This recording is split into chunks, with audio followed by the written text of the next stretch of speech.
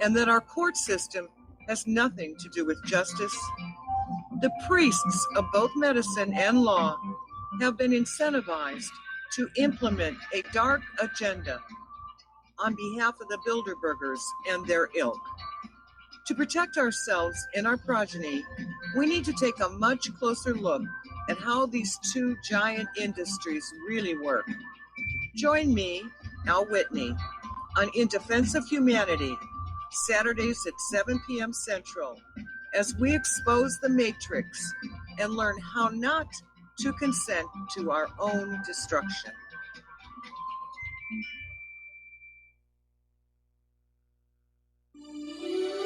This is RBN, the Republic Broadcasting Network.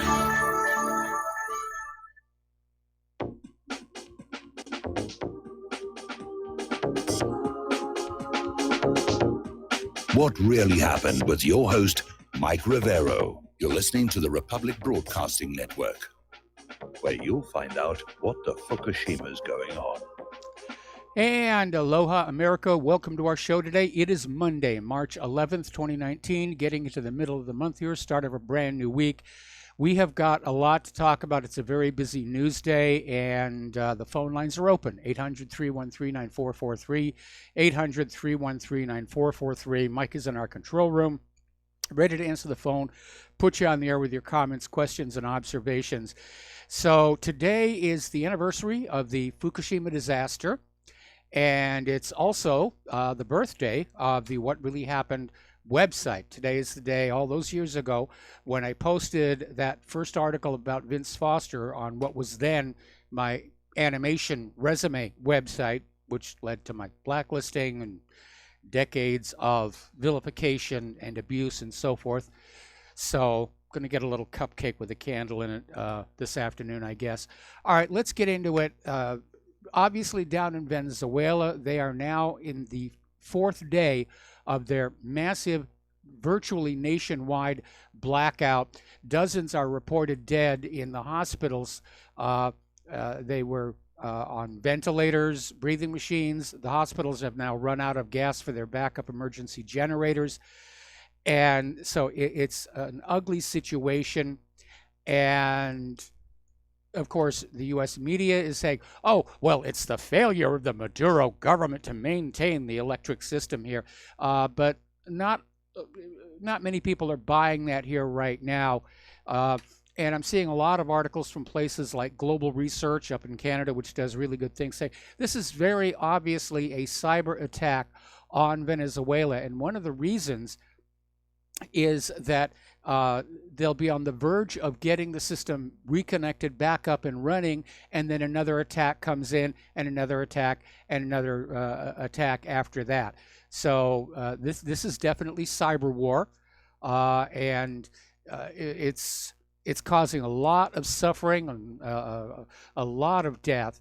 And of course, Guido is out there calling for massive protests. See, it's the fault of Maduro. No, it isn't. Venezuela is being targeted. And there is a bit of an object lesson here for all you to take note of.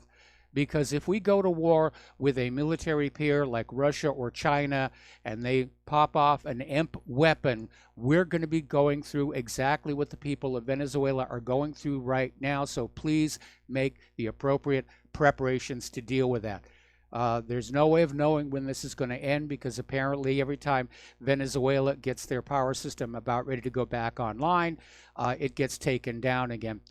And meanwhile, Marco Rubio just thinks this is all funny as all get out. He tweeted out this Twitter image saying, "We've found the cause of Venezuela's blackout," and it's got a picture of Godzilla breathing fire on a power station. And I don't know, if it was his mother was on a ventilator in a Caracas hospital, maybe he'd think differently. But he just thinks this is all great sport here, and it does illustrate the mentality of the neocon warmongers here. Okay, other reports are saying that basically the blackout has hit 80% of the country, and so, of course, to nobody's surprise, 80% of the internet is now offline, because the internet, the routers and everything, they're powered by the electric system. But it's a massive, massive attack, and it reveals the capability that the United States has built up to cyber attack other countries. And I'm sure other countries are paying very, very close attention and wondering, could this be done to them? And the answer, unfortunately, at this point is, yeah, it could. All right, now, Patrick Henningsen, who's a journalist and founder of 21st Century Wire, is saying that the reason for the aggression against Venezuela at this particular moment in time is to knock it out of the oil market. As you know, the United States has been developing its oil infrastructure, not much of the other infrastructure, but the oil infrastructure, and is now capable of exporting more oil than Saudi Arabia. And they want the world market all for themselves. And they can't really cost compete with Venezuela, so let's just wreck the country, and then we can have the oil prices go up, and the oil companies will get, very, very rich. And confirming this observation, we have Elliot Abrams is out there demanding that other countries stop trading oil with Venezuela. His latest warning is to India. But apparently he's been giving the same warning to other countries. Don't you dare do business with Venezuela. You do business only with us, acting like a gangster. That's a nice country you got there. Be a shame if something happened to it, is really what they're saying here. Now, on the other side of this, we have a comment from Russia saying that they will defend their Venezuela oil interests in, quote, the toughest way possible. So war is coming to Venezuela, and I would not be surprised at all if Russia's cyber warriors were on their way down there right now to help deal with this cyber attack. Now, Russia is the staunchest supporter and ally of Maduro, and they have, major economic interests in Venezuela. They've poured billions of dollars into Venezuela in the form of loans and oil investments. Russia's state-controlled oil giant Rosneft has extended $6 billion of loans to Venezuela's state oil firm PDVSA. They're not going to walk away from that. So we could be looking at war with Russia. All right, we're going to do a shout-out now to our on-air affiliates who are just now rejoining our network. And I hope you're all wide awake despite having to get up an hour earlier today. The Black Alliance for Peace is heading down to Venezuela. And apparently, this is a propaganda move here, because this Black Alliance is at the forefront of efforts to uncover the truth and spread the word about basically white supremacy. And this appears to be another attempt to manipulate public opinion against Maduro. So it's a very, very tense situation down there. However, it may be that Iran, rather than Venezuela, will be the location of the next U.S. shooting war. This is coming from Bob Dreyfus for Tom Dispatch. And apparently, the U.S. government is reckless enough to turn the Cold War with Iran into a hot one. And they're talking about different options, military options that they could do. Pardon me. And a lot of this is driven purely by politics. We know the economic dimensions of this, but if Netanyahu's leadership in Israel is in jeopardy, he could launch a war in Syria against Iranian targets, and that could escalate. So all these soldiers, they're going to be the sacrificial lambs from an Israeli false flag mission, claiming it was Syrian or Russian troops who did the deed. And, to win his election and stay out of jail is basically what it is. So there are 4 scenarios which could be played out here. You have a potential Israeli strike against Iran, potential Syrian strikes against Israel in the Golan, or potentially direct U.S. strikes against Iran. Earlier today, Claire and I were talking, and she made this observation. She said, maybe it was always successfully hidden from us. But she can't remember a time in her life, which is now long, where the world just seemed so crazy and so chaotic, with so many different countries on the verge of wars or actually in wars. And I had to agree with her. I don't think it's ever been like this before, and it just feels so dangerous right now, and so fragile. Like one mistake and things could just really spiral out of control. Up in Afghanistan, U.S. airstrikes against the village of Nasir Kil in Afghanistan's Nangarhar province destroyed 2 houses that belonged to the village's only doctor and his brother, and killed both of them along with their families, a total of 13 civilians in all. 2 men, their wives, 9 children. And the provincial government had claimed a Taliban commander was also killed. There's no confirmation. Now, NATO is confirming the airstrikes took place, but did not confirm on the civilian deaths. We don't want to trouble your little minds with all these dead civilians. I mean, really. And emphasized the attacks were self-defense. Now, how blowing up a doctor's house counts as self-defense isn't really very clear, but NATO is saying they meant to hit a Taliban operation center. Little bit of an oopsie there. They're not picking their targets very, very carefully, okay? All right, this is an important story, and I would hope cooler minds in the administration, among the war hawks, Pentagon, would pay attention to it. The RAND Corporation, as you know, is this think tank. They've been around for a very, very long time.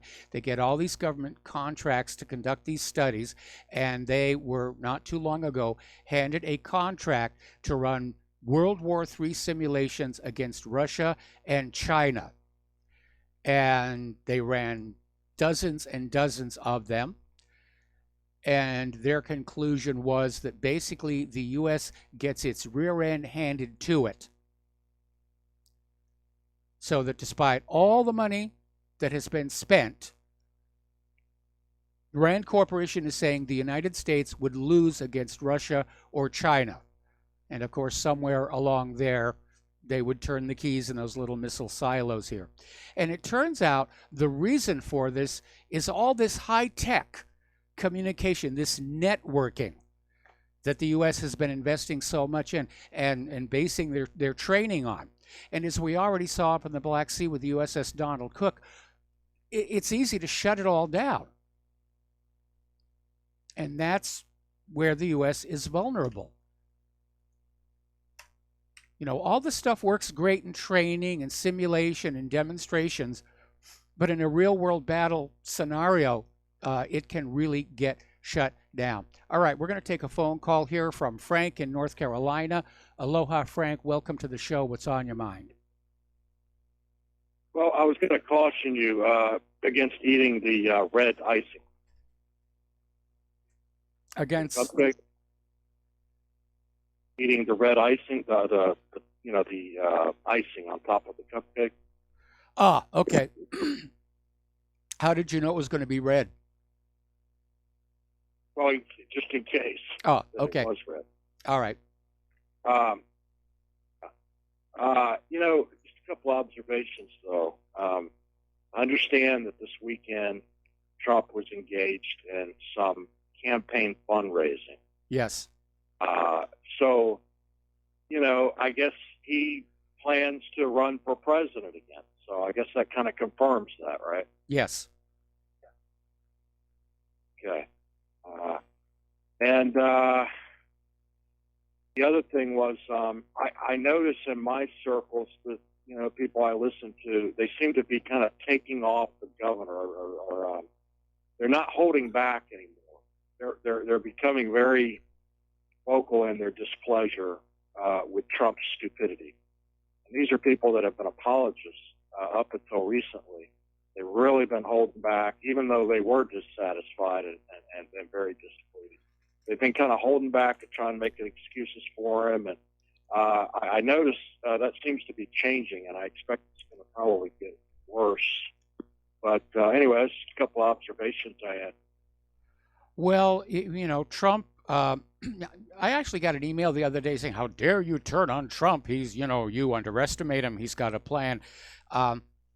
Well, he's 2 years into his term of office, and from where I sit, he's proving to be a very weak leader. I think he wanted to be president just so he could say he was president. We're hearing from multiple sources now that John Bolton is basically running our foreign policy, and that's not supposed to be Bolton's job. That's the president is supposed to decide that foreign policy. And he dropped the ball on vaccine safety. He dropped the ball on honest elections. He's thrashing around on immigration. And to be very honest, the only way I would support Donald Trump in 2020 is if Hillary steps in again, and it looks like she's going to do that. Oh, really? I thought I was hearing that she wasn't. Well, we went through this kind of a weird situation last week where she said on TV she wasn't going to run in 2020, and everybody started popping the champagne corks and getting out the Pringles. And 24 hours later, she came back and said, no, I haven't really made a decision. And God, I don't believe how everybody just overreacted to my saying that. And now she's saying she's going to wait to see what's in the Mueller report before making her final decision. But Well, yeah, you can't believe anything.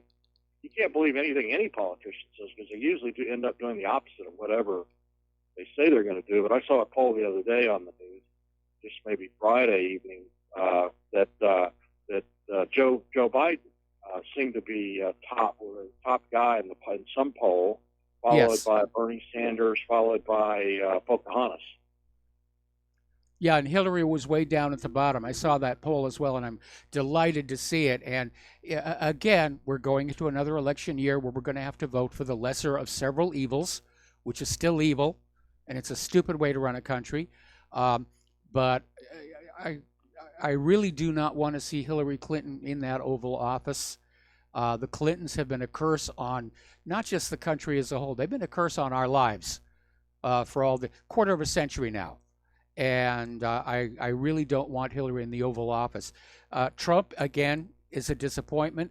I'm waiting to see who's going to step out from the GOP field as a possible primary challenger for him.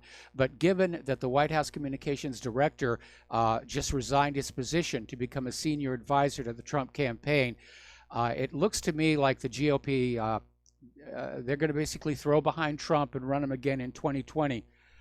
But if the Democrats can come up with a serious candidate, and as creepy as he can be sometimes, Joe Biden is leading in the polls, Trump could find himself a single-term president unless he starts accomplishing something substantive in the next slightly less than 2 years now. I know they've been trying to groom Alexandria Ocasio-Cortez as a contender, but she keeps slipping up, stepping on her own feet, and I don't think she's going to make it to the primaries. I'd really like to see Biden run. I think that would at least provide quite a bit of entertainment as we watch the country slide further and further into the abyss. And I better just leave it at that. Anyway, thank you. Well, I don't get entertainment value out of seeing the company slide into the abyss. I would have preferred not seeing that. But obviously, as part of the process of a Soviet Union-style collapse, this is what we have to endure.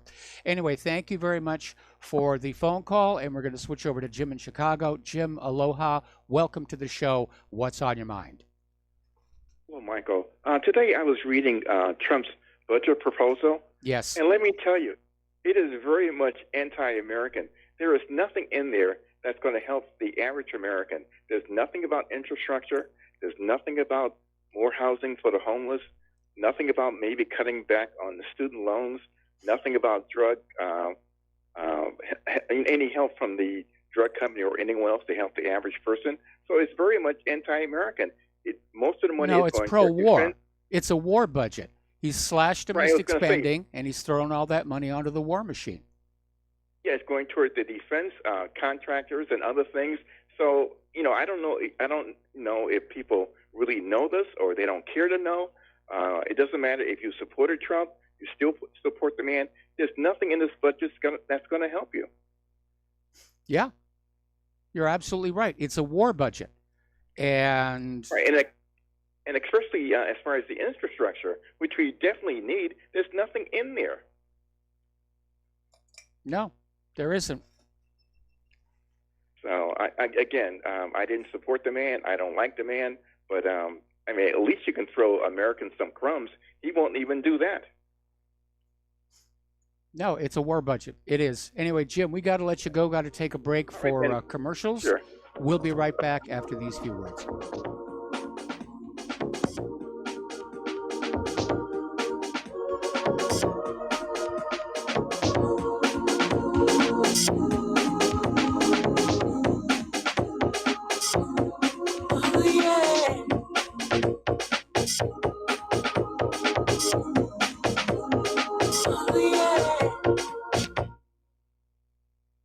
Corporate media dominates the American opinion. Finding independent voices that counter this avalanche is becoming increasingly difficult. With the endless corruption running rampant throughout our government, independent voices are needed more than ever to battle the offensive against our freedoms and liberties. As a listener of RBN, no one understands this concept better than you. Now it's up to you to do your part. The time has come for you to take action and begin broadcasting the truth to hundreds or thousands of people every month. Sound impossible? Quite the contrary. With pointed slogans from LibertyStickers.com, you can reach countless sleeping Americans unaware that they live in a real-life wonderland. LibertyStickers.com has a huge inventory of political bumper stickers and messages that reflect the truth about our government, our politicians, and the future of America. With so many in stock, there's one perfect for you. Visit us today at LibertyStickers.com. Again, that's LibertyStickers.com. Do your part. Your voice is important. Let it be heard. Folks, we're living in a world the likes of which we've never perceived any clearer than we do now. The plan for global governance has been in the works for generations and would have likely been achieved by now, but for the fact that the globalists left open their Achilles heel. With all their tools, Federal Reserve System, fiat currency, no child left behind, and then Common Core education introduced to our schools to dumb us down, vaccines, pharmaceuticals to lobotomize us, GMO foods, insertion of compromised or bought and paid for politicians, judges, mainstream media propaganda, all pieced together like a puzzle designed to ultimately bring the world under submission. But with all their strategy, they forgot one thing: knowledge. And knowledge is power. With knowledge, their bombardment is nullified. Folks, with that, as brilliant and knowledgeable as you've become, among the wisest audience of any radio audience in the world, and you are, I want you to take a moment to reflect and ask yourself, how much of that knowledge did I obtain from Republic Broadcasting Network? How high has my consciousness been raised since I've been a listener? How fast am I now able to discriminate truth from fake news by being a Republic Broadcasting listener? How clear am I now able to see the world since I've been listening to RBN? Ask yourselves those questions, folks. Then ask yourself, what is that knowledge worth to me? Like my morning coffee, how would I survive without it? A voice of truth in a sea of lies. Do we not all need to make sure it survives? Like public broadcasting, we are now finding we can only survive with listener support. Censorship, advertisers being attacked, truth itself being attacked. It's the only way through this. We at Republic Broadcasting humbly ask you to become a supporter. Look at your budget and make a determination of what Republic Broadcasting is worth to you and what you can afford on a monthly basis.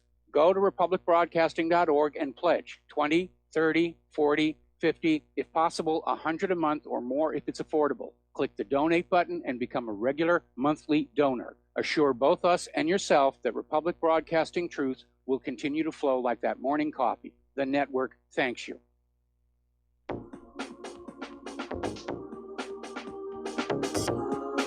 What really happened with your host, Mike Rivero. Join Mike on the air. Call toll-free 800-313-9443. 800-313-9443. Okay, aloha America, welcome back to the show here. Now, I have to stress going on in, this next story appears to have emerged from the Israeli media, like the Jerusalem Post, World Israel News. Okay?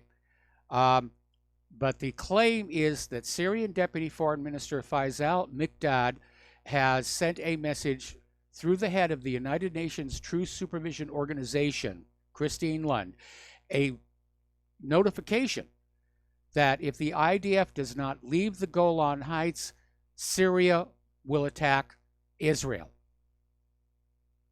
Now, earlier we were talking about the need for Netanyahu to stir up some trouble in that part of the world because he's facing stiff competition in his election, and if he loses that election, he's looking at criminal indictments.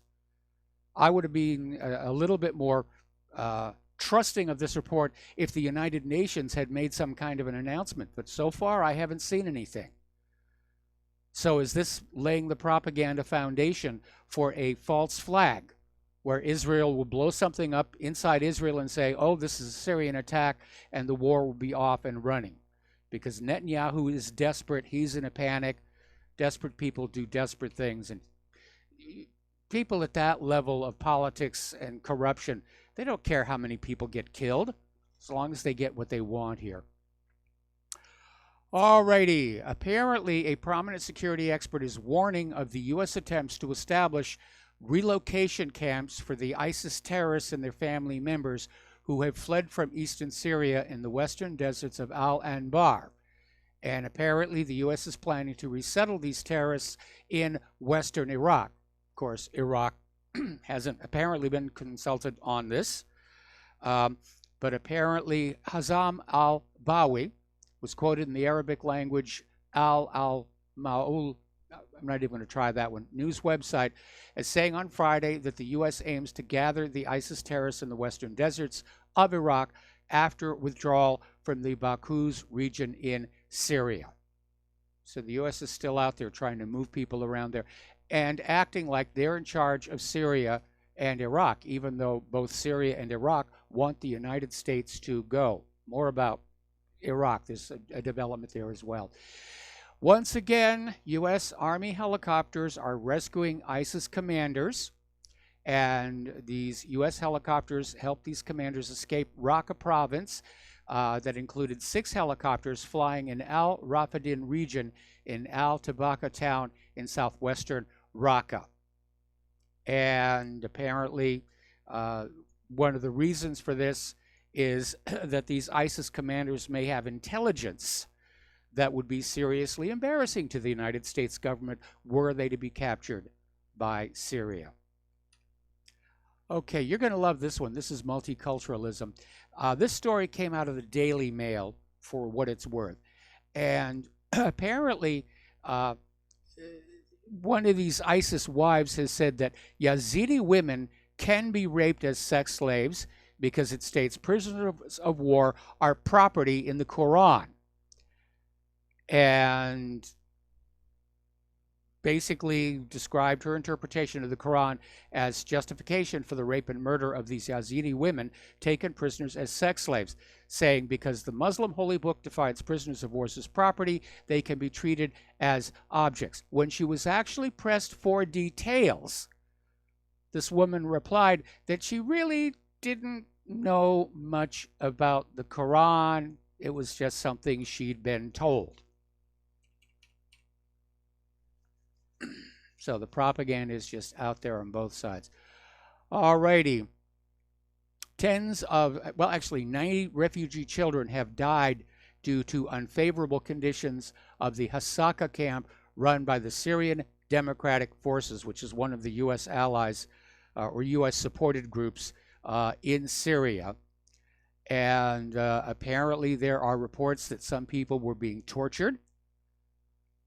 Again, there's apparently been waves of protests over the lack of facilities in the camp. There's been what is being described as a terror attack over in Egypt, over in the Sinai. And apparently there was an officer and soldiers killed in an attack on Egypt's military in the Sinai Peninsula. That happened on Saturday. It caused 15 casualties, while 7 of the suspected Islamic State of Iraq and the Levant, ISIS or ISIL, they were killed. Everybody is fighting everybody. There's been a video released of the Houthis in Yemen successfully destroying Saudi-led coalition vehicles in Jizan. Apparently these vehicles were like bulldozers, and they were trying to basically build up fortifications in the key area on the Saudi-Yemeni border, and they got hit with anti-tank missiles. Again, we're looking at a politician who's desperate to be reelected. In this case, it's Poroshenko. And is he ready to start a war to stay in office? Maybe. So we're looking at this story. This came out of Fakti.org, where the president of the Ukrainian General Staff, Viktor Muzenko, has declared that Russia is preparing to attack Ukraine. More about this when we come back from our commercials, and we have a caller waiting on the line.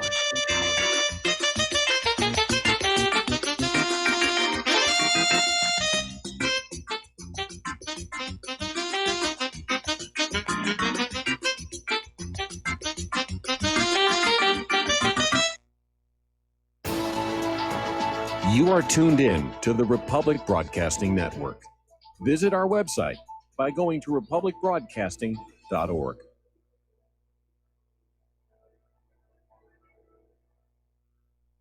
Homeowners, if your lender has gone out of business or sold your transaction to another lender or servicer, you may be the victim of a wrongful foreclosure, resulting in the loss of your home. If you've already lost your home, are in foreclosure, or even in good standing, you can challenge the mortgage transaction's illegal issue, and your property can be restored to you, and your foreclosure can be stopped or reversed, and the mortgage transaction declared unenforceable. State laws, U.S. title codes, the Uniform Commercial Codes, and U.S. Supreme Court rulings have upheld that defective mortgage documentations can reverse or stop foreclosures and enforce property title claims in favor of the homeowner.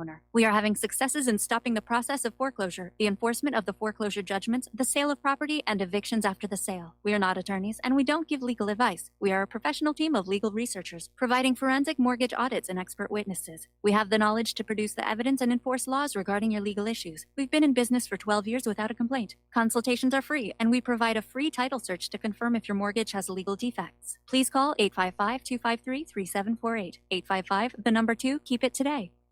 Corporate media dominates the American opinion. Finding independent voices that counter this avalanche is becoming increasingly difficult. With the endless corruption running rampant throughout our government, independent voices are needed more than ever to battle the offensive against our freedoms and liberties. As a listener of RBN, no one understands this concept better than you. Now it's up to you to do your part. The time has come for you to take action and begin broadcasting the truth to hundreds or thousands of people every month. Sound impossible? Quite the contrary. With pointed slogans from LibertyStickers.com, you can reach countless sleeping Americans unaware that they live in a real-life wonderland. LibertyStickers.com has a huge inventory of political bumper stickers and messages that reflect the truth about our government, our politicians, and the future of America. With so many in stock, there's one perfect for you. Visit us today at LibertyStickers.com. Again, that's LibertyStickers.com. Do your part. Your voice is important. Let it be heard. Without the right accessories, any guy can be off the mark. Whether you've invested thousands in your arsenal or you own a single trusted firearm, a visit to AROutfitting.com is in order.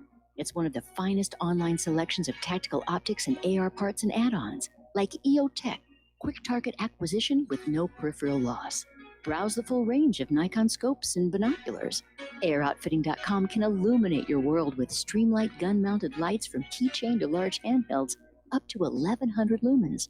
Find some stability with Battenfield tactical bipods. AirOutfitting.com has CMMG gun parts, barrels, assemblies, handguards, part kits, and more. Plus magful clips and magazines. I know I've got you excited, so take a breath. Head to AirOutfitting.com. The site's super easy to navigate and features a ton of technical info, including links to manuals. We also welcome vendor and manufacturer inquiries. Remember, if you don't see it, we can get it at AirOutfitting.com. What this country is coming to, I sure would like to know. If they don't do something by and by, the rich will live and the poor will die.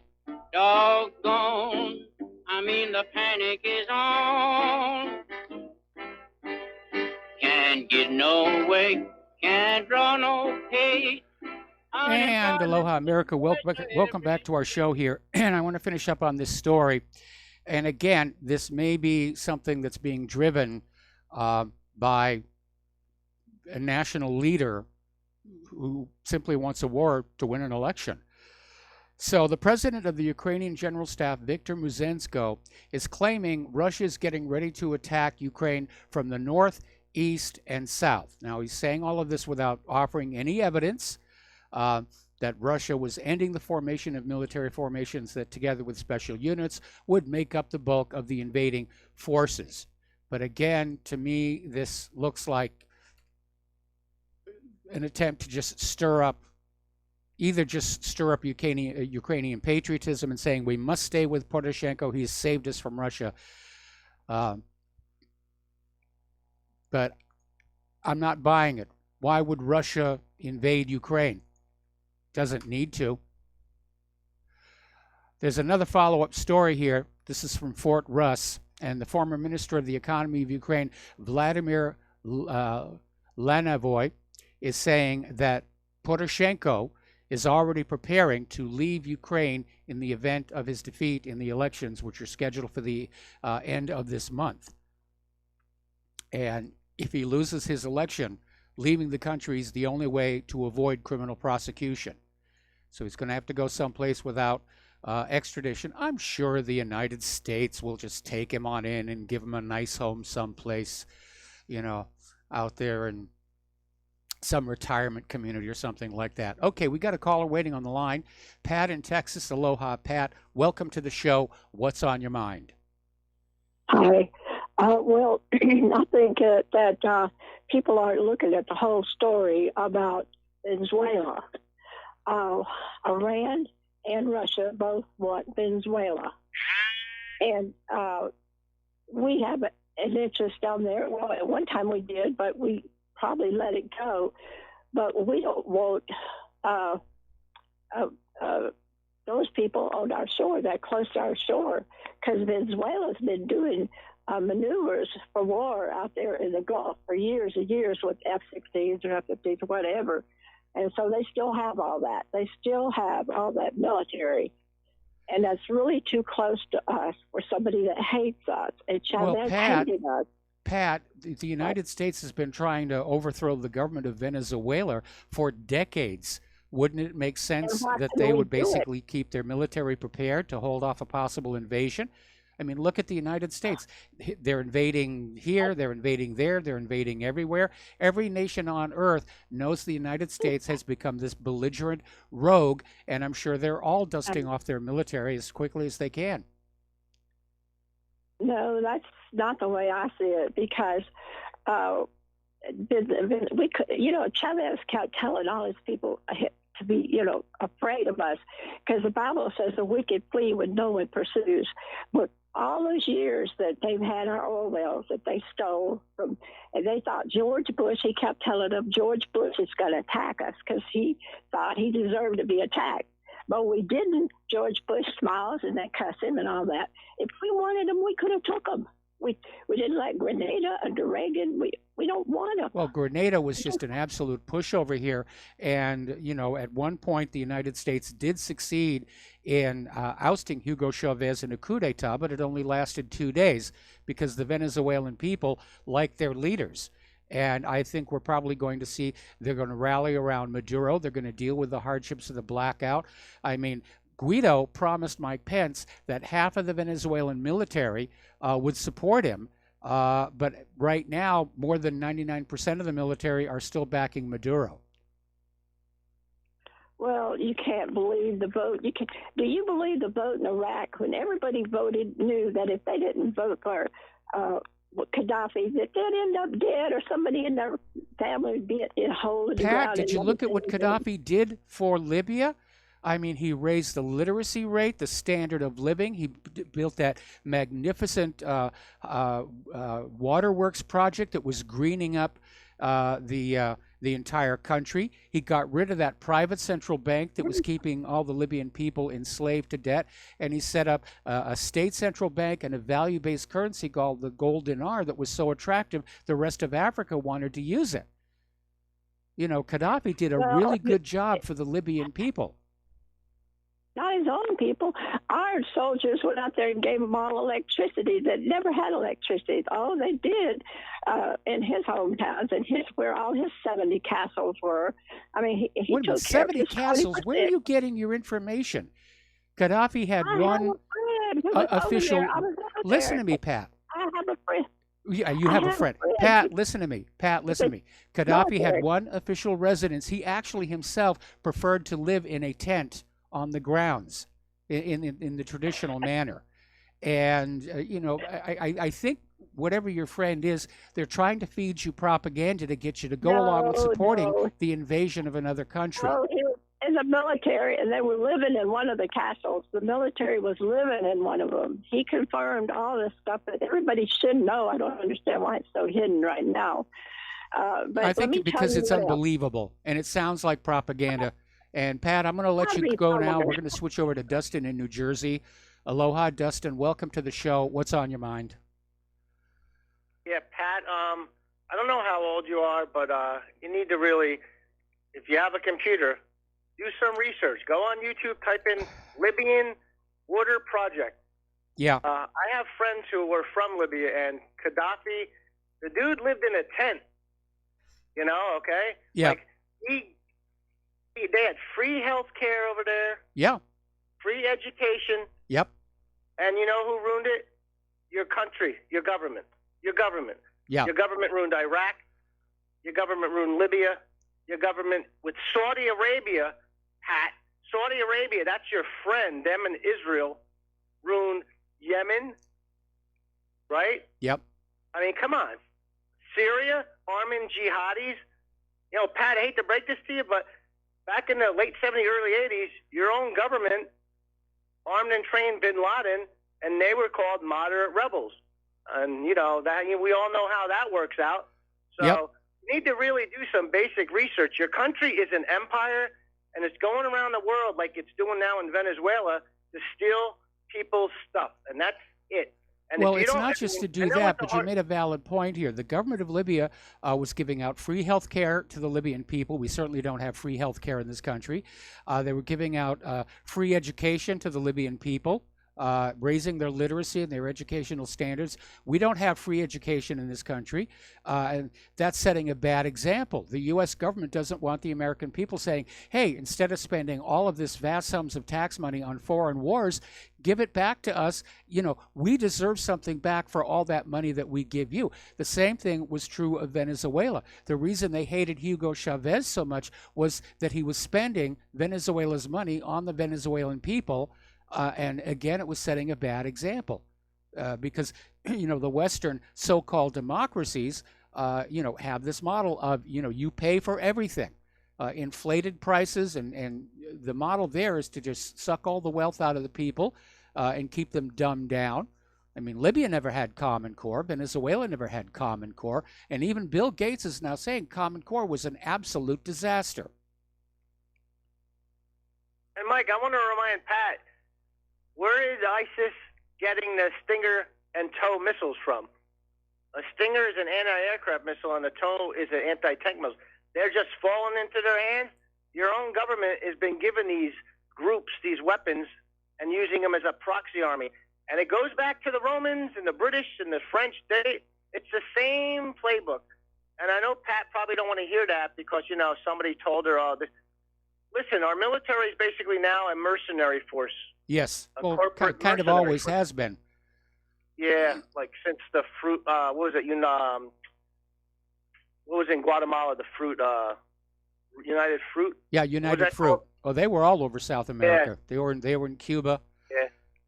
And if Pat does know how to use a computer, one of the first things she should look at is that treatise by Marine Corps Major General Smedley Butler, War is a Racket. I mean, this is a guy who joined the Marines. He worked his way up through the ranks. He became one of the most respected commanders in the Marine Corps history and always followed his orders, never questioned. Then when he retired, he sat down and he wrote, and he said, this is what's really been going on, and it is an eye-opener. And I just want to tell Pat one more thing. George Washington, he fought against the empire. It was called the British Empire. Remember that? Yep. If you do some research on that, we're doing the same thing what the British did, basically. I mean, I'm it's not not democracy sure we're that bringing, came out the way you intended it to do. Are you talking about the independent media or the U.S. government? No, I'm talking about the U.S. government, like how the British Empire would overthrow governments and put their puppets in, and we are an empire. We're following in the footsteps of other empires. Yes, we are. That's it. And we're headed for the same fate.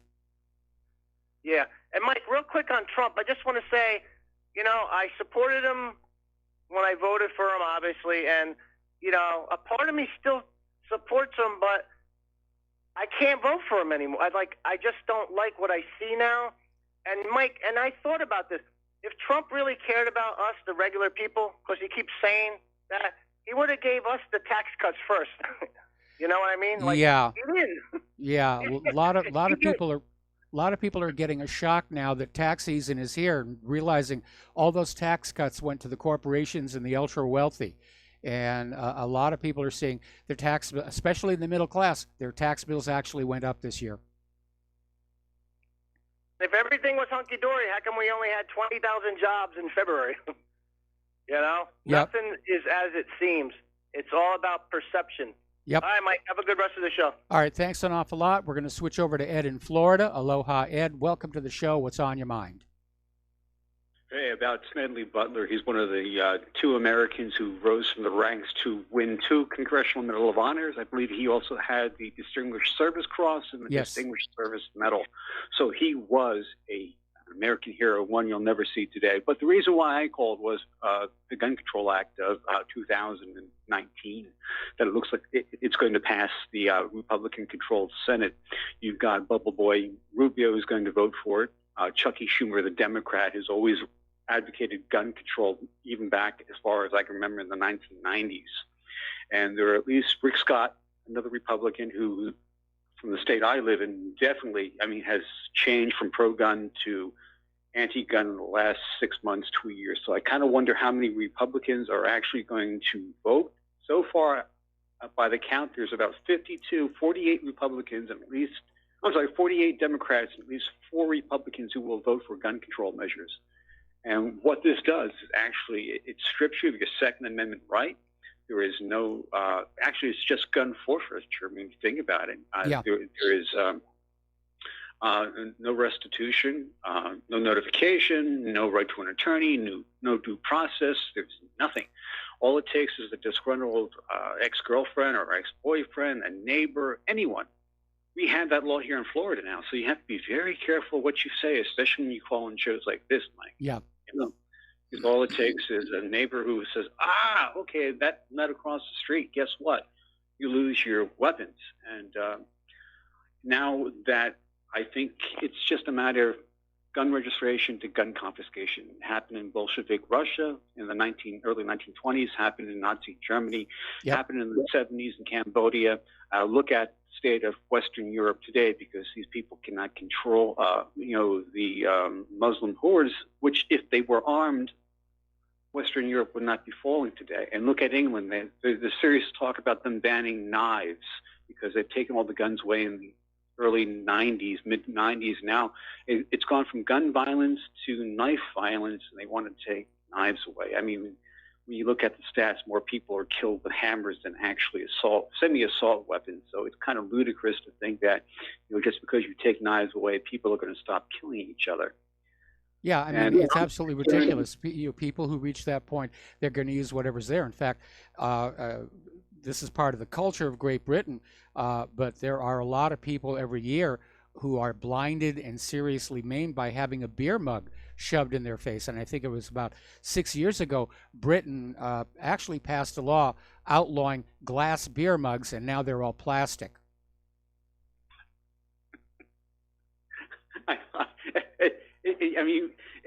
It's just, I don't know whether to laugh or cry after hearing that one, because, you go for a cold beer and the last thing you want to taste is plastic, you want glass, right? It just doesn't taste like beer. But, then again, in England, it's not the country that, that great generation that defended against Nazi Germany, they're pretty much gone. Yeah. You look at the Battle of Britain, those heroic British fighters who fended off the Nazis for a good few months until they decided they weren't going to win the air war over England. So what happened? I just don't know what's happened to the English people, the European people in general, whether you're an American or from New Zealand, Australia, Canada. We just allow politicians to dictate to us how we live our lives. I was never asked if I wanted gun control. I was never asked if I wanted millions of illegals in this country who can't speak the language, who are probably 20 points IQ lower than I am. Well, you just hit an important topic there, because you're talking about, where are the Americans of the World War II generation? Where are the Europeans and the British of the World War II generation?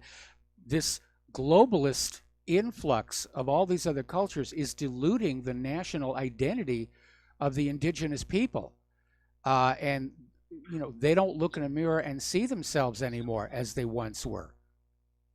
No, my grandparents were born in the 1890s. They came over here around 1910 or so.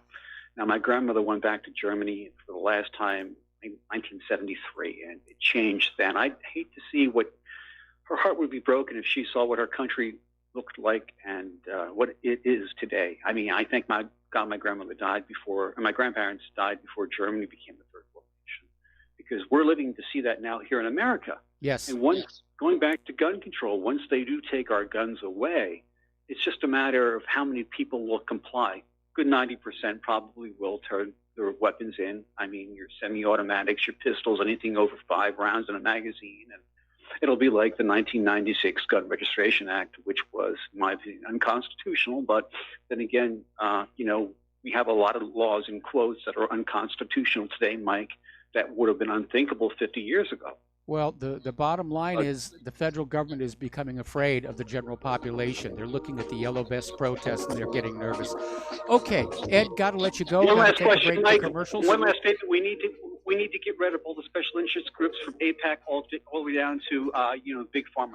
Okay, got to let you go. Got to take a break for commercials. Back with more phone calls after these few words.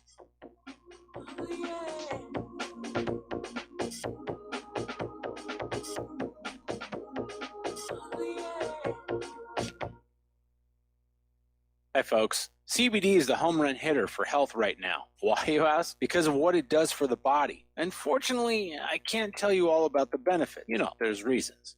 Do your due diligence and log on to ancientlifeoil.com. That's ancientlifeoil.com. Ancient Life Oil uses organic ingredients and is blended in coconut oil for some of the best benefits. Legal in 50 states and non-psychoactive. Log on to ancientlifeoil.com. That's ancientlifeoil.com. Do you worry a lot? Whether you're a college student, busy professional, parent, or grandparent, ongoing stress and elevated levels of the stress hormone cortisol can rob your memory, your health, and your future. Now you can combat the effects of stress and anxiety while improving your memory and recall at the same time with the dietary supplement Calm and Clever. Studies show that the ingredients in Calm and Clever reduce cortisol by as much as 30% in 1 to 2 weeks. Call 1-800-758-8746 or calmandclever.com. Tired of being lied to by mass media? It's growing more and more apparent today that news is received less and less through standard media outlets. Even with a growing audience every day, RBN is beginning to direct more efforts into social media. Social media and the use of the internet is fast becoming the primary source of people for news, regardless of demographic. RBN has set out to provide some of the best news on the internet through republicbroadcasting.org, and also has begun to use the tools to our advantage by way of social media. Republic Broadcasting is now operating a Facebook page to function as yet another avenue to have our collective voice reach new audiences across not only America, but across the globe as well. The Facebook page features not only news, but also an RBN player to listen to our broadcast.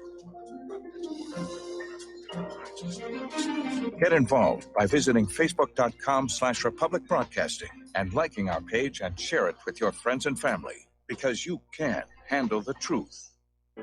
Many people tell us about their experience with Extendivite. Just listen to what Glenn has to say. Prior to taking it, I had diabetic neuropathy. The Extendivite reduced that significantly. Acid reflux was reduced. I had athlete's foot, very severe. Trimmed that down to about 75%. Dandruff, almost completely gone. I had occipital neuralgia at the base of my skull. I was having migraines, reduced by about 90%. Heart palpitations, my heart would kind of stall out. I would skip a beat. Very uncomfortable. And when walking from downstairs going to sleep, by the time I got to the bedroom, which is just one flight of stairs, my heart was pounding, coming out of my chest. My vision was blurry. This completely solved that problem. Great product. Thanks. Tell us your story. Get Extendivite today. Call 1-877-928-8822 or visit heartdrop.com. Extend your life with Extendovite. Some are maxed out all their credit cards. Some are working 2 jobs and living in cars. Minimum wage won't pay for a roof, won't pay for a drink. If you gotta have proof, just try it yourself, Mr. CEO. See how far 5.15 an hour will go. Take a part-time job at one of your stores. I bet you can't make it here anymore. And aloha, America. Welcome back to our show here. We're going to go back to the phones. We got a lot of callers on the line here today, and we're going to go to Michael in New York. Aloha, Michael. Welcome to the show. What's on your mind? Aloha, Michael. I just want to follow up on the great conversation you're having with your callers, especially. Ed's call, I'm glad he brought up General Smedley Butler. That covers it all. The caller before that, spot on with everything. However, we're not an empire. Now, they got us behaving, our country as an empire, spread out across the 4 corners of the earth, spreading us thin with our resources, our troops, and our treasure, which will kill all empires as it has in the past. It'll destroy them, overextension. Yes. But unlike a real empire, we're not benefiting at home from all the exploitations our military is being used for abroad. That's only benefiting the United Nations and their one world government system. Our country, our government's been hijacked by those people after World War II to force all the nations in the world under the UN mandates. We're the last country to go. That's why they have to take our guns, because they can't do it if we're armed. That's why we can never let go of our arms, give them up no matter what. And if somebody complains and they say, well, now because of this law, we can take your guns because somebody thinks you're mentally unstable, there's the constitutional due process of law. Anytime our rights are being violated in any way, they have to prove in court that this is a legitimate crime. Otherwise, they shouldn't be able to accomplish that. So ultimately, the traitors in Washington, D.C., constantly conspiring to undermine our freedoms granted by the Constitution, circumventing those rights, and we can't allow that. And last, unfortunately, President Trump, like we all had hope in, he's swimming in the swamp. He's been compromised for sure. And the economy isn't great, people. Everybody knows that. And when it all crashes and burns, if we're armed, we can get them. If we're not armed, they can get us. That's another reason why they're hell-bent on trying to get our weapons from us now. And Trump is also not doing anything to get us out of this United Nations agenda activity in any respect. And so, unfortunately, President Trump is definitely letting us down. And so I wanted to just, agree with everybody on that topic as well. Okay, well, I agree with pretty much everything you said, although I still think the United States is acting as an empire, and it's not just in service to the globalists and the United Nations, but it's in service to the oligarchs within our own society, which includes the military-industrial complex. And as I was pointing out to Dustin, the difference between the United States and other countries like Libya and Venezuela spent their nation's wealth on the nation's people, and these oligarchical societies think that's a bad example. They don't want the serfs to get ideas. That was one of the reasons why World War II was manipulated into being, because the National Socialists in Germany had shut down the private central bank. They'd issued a value-based currency. Their economy had lit up. They called it the German miracle. And all of the world's bankers were saying, we can't let that stand, or the rest of the world is going to say, let's run our nations the way Germany is running their nation, and things are going to get better for us, which would have actually been true. Right, Michael. Bottom line is it's all big corporate control mechanism over us. We have to get rid of these big corporations. Well, again, wise government should be standing in the middle between corporate greed and the needs of the general public. The U.S. federal government has gone totally fascist. Anyway, got to let you go. Got to take a station identification break, and we'll be right back.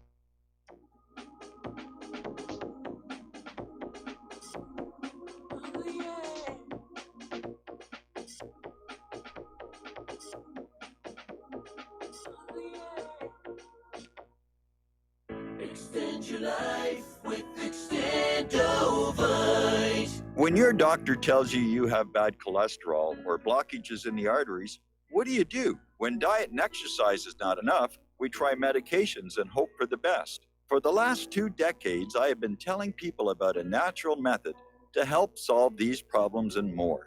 Extendovite can help maintain cardiovascular health and lower blood lipid levels in adults. The 7 herbs in Extendovite are known to work together synergistically to get the results we hope for. There are many testimonials on Extendovite's effect on circulatory-related ailments. Get Extendovite today to start your journey back to a healthier life. To order, call 1-877-928-8822 or visit heartdrop.com or see us on Amazon.com. Extend your life with Extendovite. You're listening to the Republic Broadcasting Network because you can handle the truth.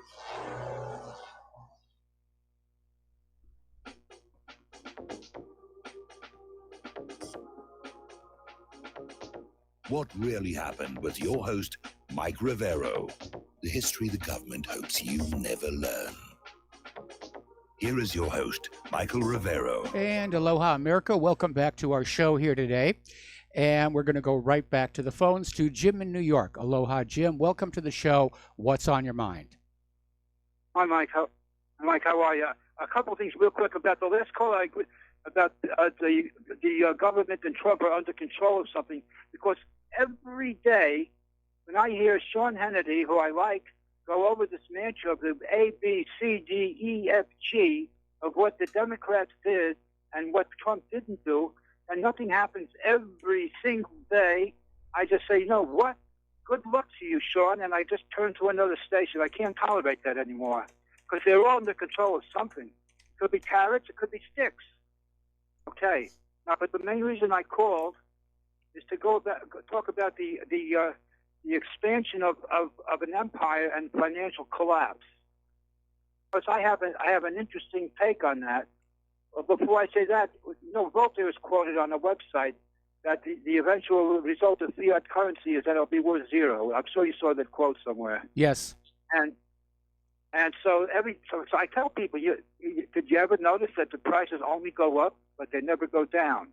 Now, in line with that, in the time of the Second Temple, the monetary system was controlled. The Second Temple was controlled first by the Greeks, starting with Ptolemy, and then going with Alexander, then his general Ptolemy, and then a couple of others, and then slowly but surely. Excuse me. Ptolemy ruled in Egypt, not in Israel. Right, but he had at the beginning. He had control over Israel also. The high priest and the temple service was maintained, but he had certain control over the area, including the coinage. The shekels that were given to the temple at the beginning of the Second Temple period were Greek. They were Greek shekels. Yes. I know a lot about this. I spent books, including the New York Numismatic Society with 100,000 volumes, and the catalog, the British catalog of the British Museum. But the point, I know this, and I know from the Talmud also. The point I'm getting to is, over years, the Romans sort of faded into position, and the Greeks were out. It culminated, of course, years later with Cleopatra, the last Ptolemaic, who married Mark Antony, and that was symbolized the full takeover of the Romans. But the point being this: it says in the Talmud that one silver coin of the state, I'll say what that means, is 1/8 of a regular silver coin. What does that mean? It means it's this: the Greeks had pure 9.99 silver coinage. Yes. For the larger coins, starting off with a quarter of a shekel.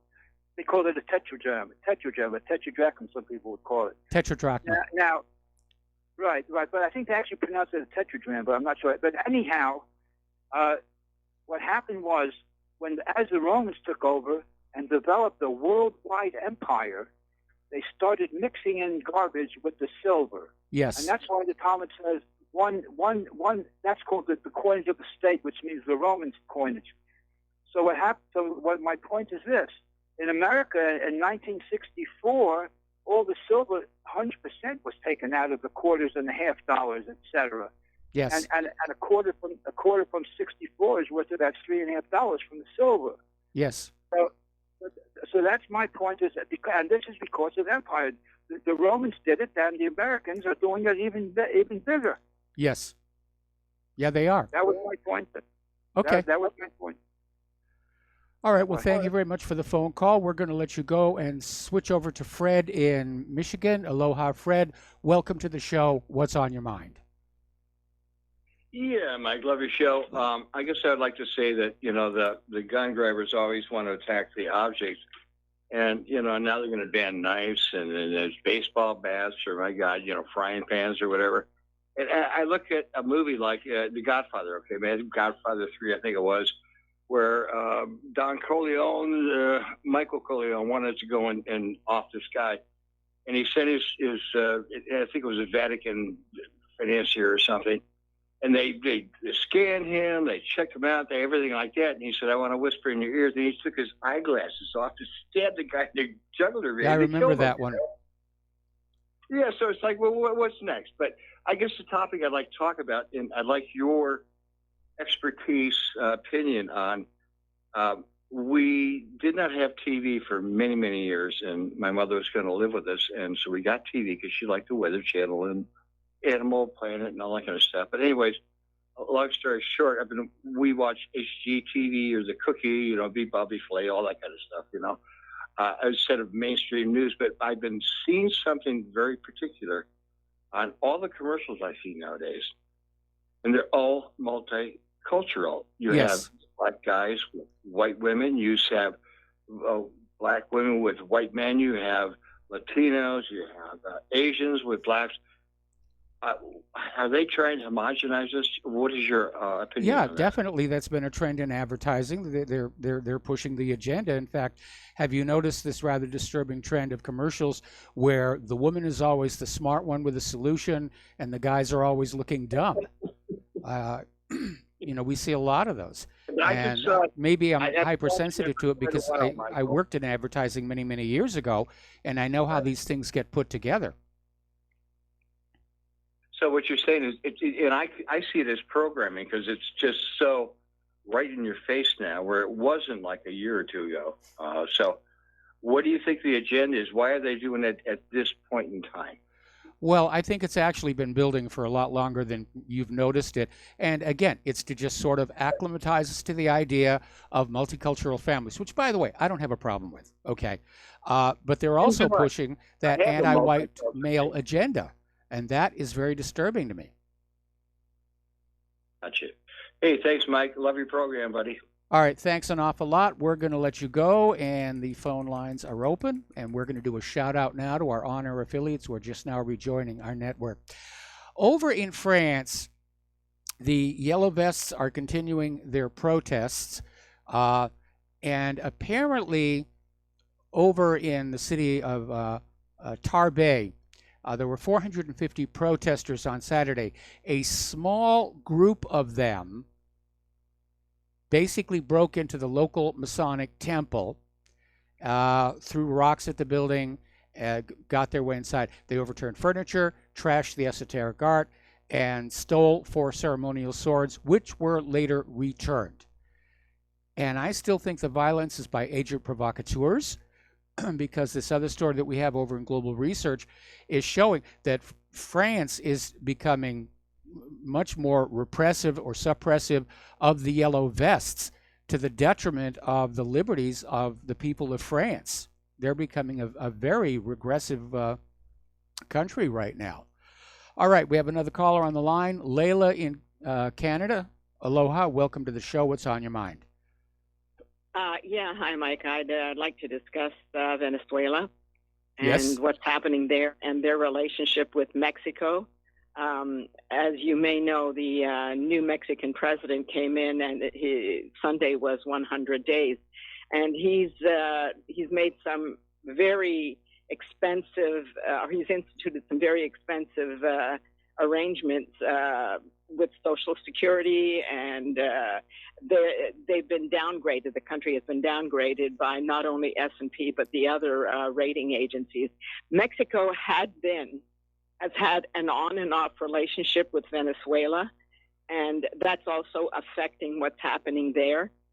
But in Venezuela right now, apparently they're having hyperinflation.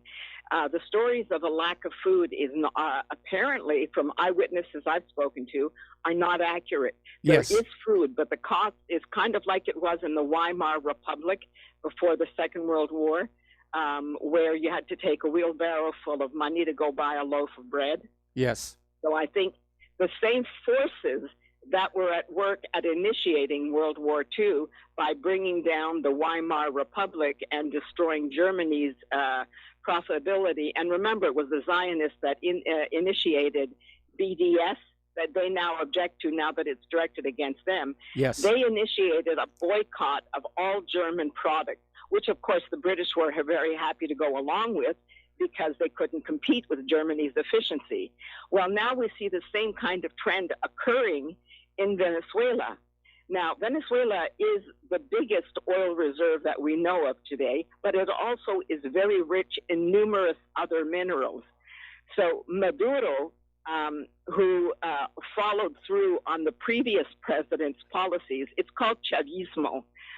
Hugo Chavez was so good in terms of sharing the wealth with the poor that he was extremely popular, so much so that they have a philosophy stemming from his policies called Chavismo. Maduro continued the Chavismo. Yes. Those who are trying to bring down Maduro are the wealthy elites. When apparently, and these eyewitnesses told me that what they see when you're out on the streets, those who are demonstrating are actually the mestizos, those people who are a combination of African slaves who've been brought over, along with the natives who'd also been enslaved, the indigenous peoples, Yes. and with some mixture with the white Europeans. They're the ones who are out there protesting. This Guaido guy came out of nowhere. Maduro might not have won the last election, which he did win with a huge margin, but he might not have won if the left had not been so completely fractured with so many different groups. But the interesting thing is that when there are massive protests, the police or army are not sent out to repress the people. And this person who's very knowledgeable on South American politics was surprised by that. They are allowed to protest, and what they do is they go to the residential areas of the extremely wealthy. So Yes. what I really think that, and remember, this is also happening at the same time that in Brazil we have Bolsonaro, Yes. who is totally pro-Israeli. His sons wear Mossad and IDF T-shirts and pray at the Western Wall, even though they're Catholics. Now, the interesting thing is in San Salvador, or El Salvador, they've recently had an election as well, and they elected a president, Bukele. Now, Bukele's his grandparents were from Palestine. They left during the Ottoman Empire. They were Christian. Bukele's father converted to Islam. Bukele is now, when he was elected, and apparently he did all sorts of shenanigans to get elected, and Israel is behind him. This is the irony that he has Christian grandparents, a father who converted to Islam, and now he boasts that in order to get the massive votes, he boasts that his wife is part Jewish from Sephardi bloodlines in the Iberian Peninsula.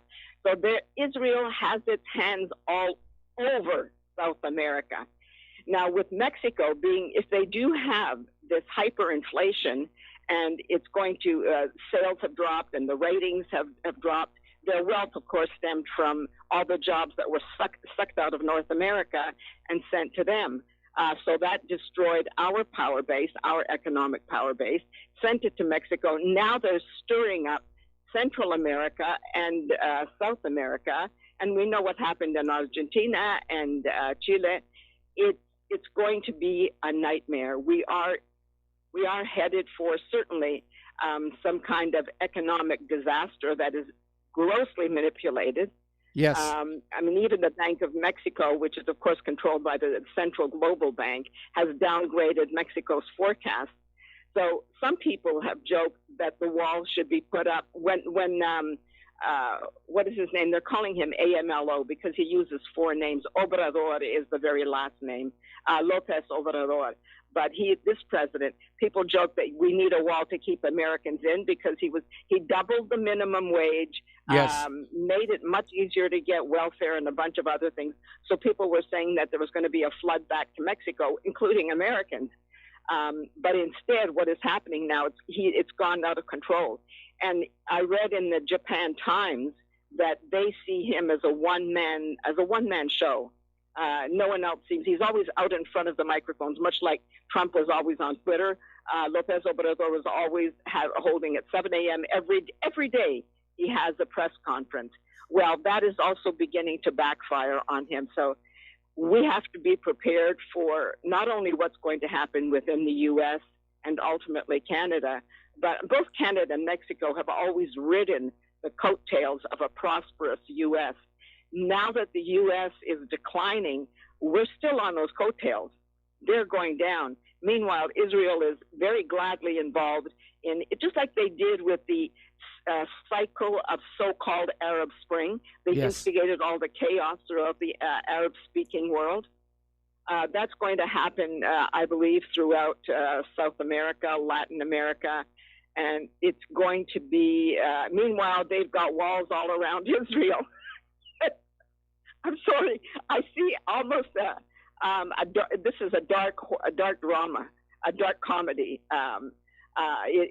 It talk about history repeating itself, but again, it repeats itself because the same malicious forces or malignant forces are manipulating events. It's just the timing. And what that gentleman said about the homogenization of humanity, that's been going on for a long time, even without design. Simply because, I mean, when people ask me now, what is your ethnicity? I say I'm an omelet. I mean, they're everywhere around the world. There's so much migration. We're also intermingled. The only thing that distinguishes us is our politics and our religion. And our those culture. dictate our cultural values. Yeah. So it's kind of, harping on Trump is almost futile because he's only one puppet in a large scenario. Unfortunately, what my father used to call the Zionist gangsters, and that's what I now call them. They're not even. It's just like a global mafiosi Yes. that's headquartered in Tel Aviv or Jerusalem, and they are most certainly not the people of the book. In fact, they used to be known when I lived in Montreal. We used to call them Yiddishers because they all spoke Yiddish, and they were Yiddish, and that's what they were because the J, even in German, does not exist. The J is pronounced as Yo. So the Jews that came out of Germany were called, maybe Juden, but they were primarily Yiddishers by the language they spoke, which was Old German. But anyway, all of this is just, I don't know what can be done, if anything can be done, but the thing is we've got to be aware that it is happening. And as the old saying goes, you've got to get to the head of the snake. So what we unarmed or partially armed, helpless people can do who are now divided. You're now divided by ethnic lines, religious lines. We're fractured. It's like a rock when you Yes. when it has when you do rock splitting, you always look for cleavages. Those are lines upon which you can cleanly fracture. Well, they're not even doing clean fractures. They're just smashing the world. Yes. And I find it very frightening because it's not just one place, one city, one region of the world. It's Europe. It's the Middle East. It's all of it's Australia. It's Africa, and now it's even South England. America, and Africa, yeah, South we're America, headed. yes, in the Americas, yeah. We're basically in a world war. Nobody wants to stand up and say that, but yeah, we're in a world war right now. And the really big question is how long before the United States is directly in conflict with Russia and China?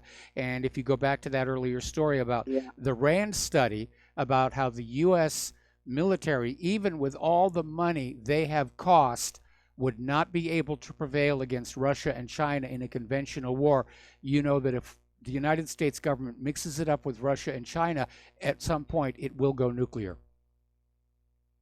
And of course, Israel, of course, has made innuendos, offered its hand of cooperation with both Russia. Well, we know Putin is supporting, or appears for public appearances.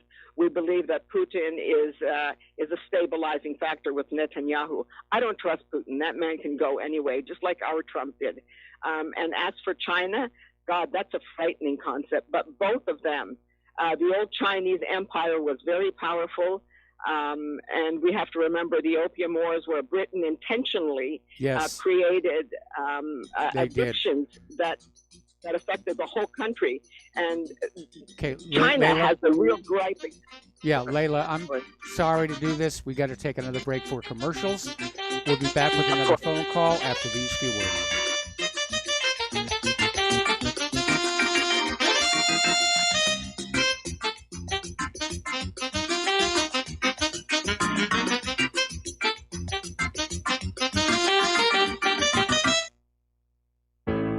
The reviews for Extendivite are amazing. Here are some from Amazon. September 2018. Extendivite works in keeping my blood pressure in the normal range. I've been using Extendivite for many years now. May 2018. Great product. I use regularly and I rarely get sick. March 2018. This product has relieved what appeared to be angina pain in my chest and shortness of breath after climbing stairs. I'm quite happy about it. February 2018. My husband, son, and I have been using this product for a few months now, and we have noticed an improvement in our joints and blood pressure. Tell us your story. Get Extendivite today. To order, call 1-877-928-8822. That's 1-877-928-8822, or visit heartdrop.com. Extend your life with Extendovite. Folks, we're living in a world the likes of which we've never perceived any clearer than we do now. The plan for global governance has been in the works for generations and would have likely been achieved by now, but for the fact that the globalists left open their Achilles heel. With all their tools, Federal Reserve System, fiat currency, no child left behind, and then Common Core education introduced to our schools to dumb us down, vaccines, pharmaceuticals to lobotomize us, GMO foods, insertion of compromised or bought and paid for politicians, judges, mainstream media propaganda, all pieced together like a puzzle designed to ultimately bring the world under submission. But with all their strategy, they forgot one thing: knowledge. And knowledge is power. With knowledge, their bombardment is nullified. Folks, with that, as brilliant and knowledgeable as you've become, among the wisest audience of any radio audience in the world, and you are, I want you to take a moment to reflect and ask yourself, how much of that knowledge did I obtain from Republic Broadcasting Network? How high has my consciousness been raised since I've been a listener? How fast am I now able to discriminate truth from fake news by being a Republic Broadcasting listener? How clear am I now able to see the world since I've been listening to RBN? Ask yourselves those questions, folks. Then ask yourself, what is that knowledge worth to me? Like my morning coffee, how would I survive without it?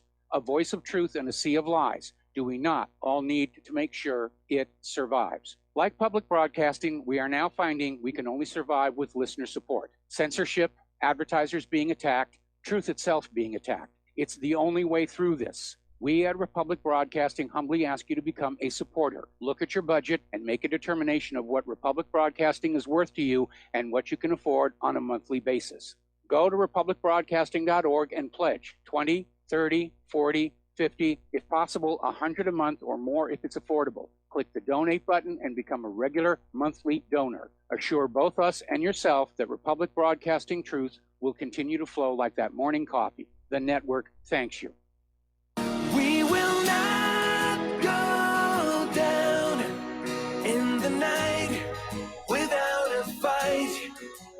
You can burn up our mosques and our homes and our schools, but our spirit will never die.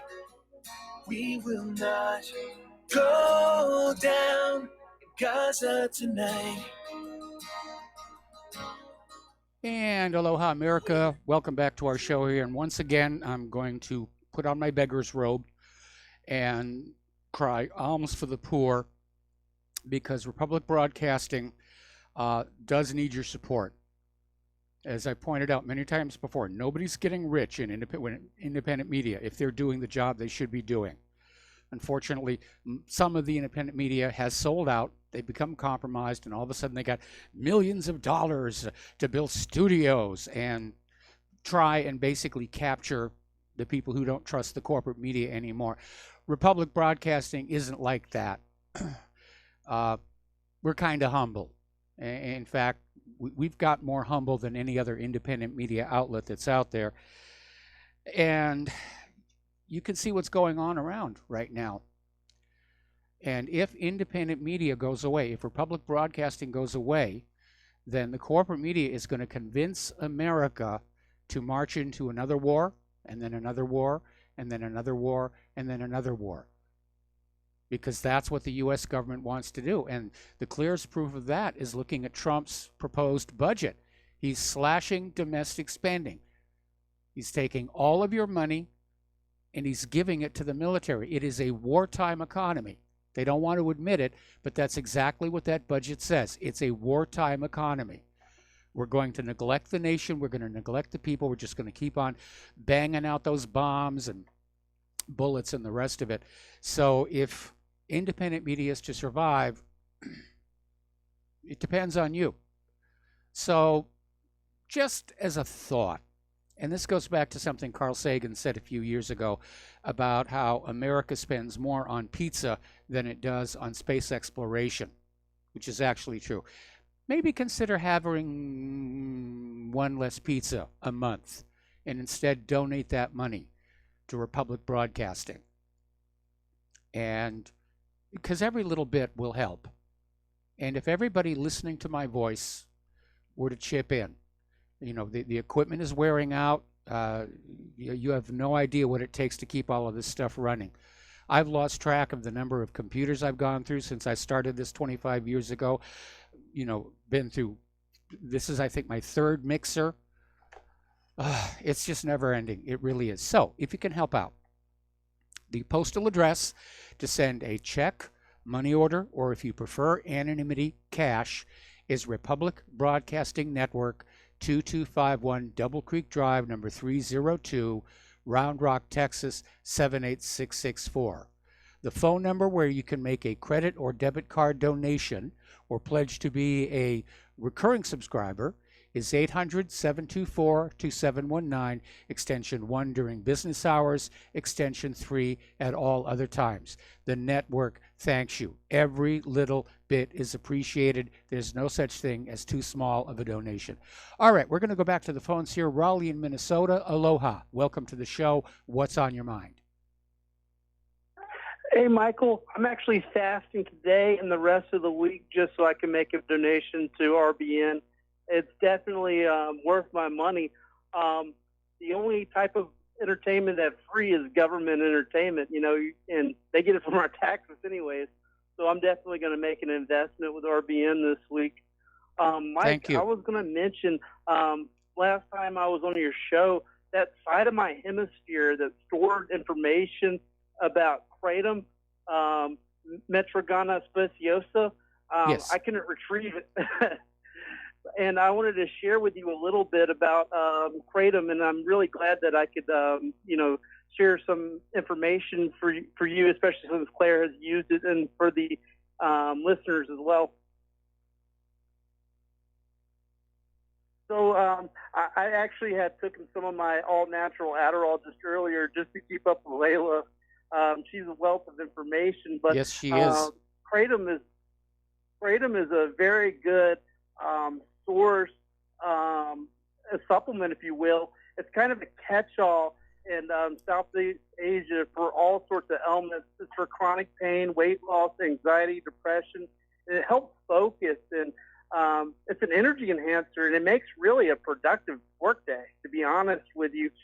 I know that some of the old-timers, they haven't been around the playgrounds. They haven't heard about Calm, which is not only the slang name for it inside of the United States, but also in Southeast Asia as well.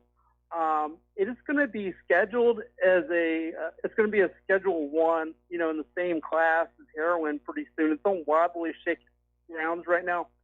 the big PR campaigns, in the mainstream media has phrased the discussion about kratom as being bad for recovery for heroin addicts and morphine users.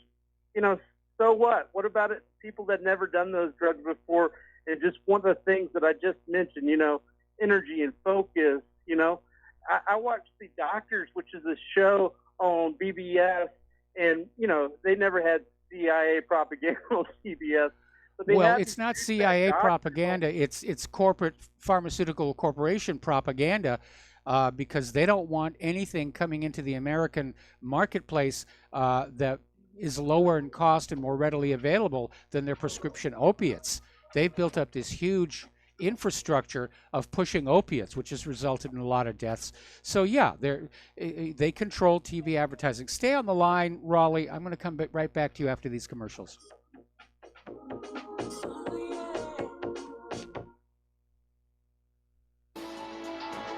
You are tuned in to the Republic Broadcasting Network.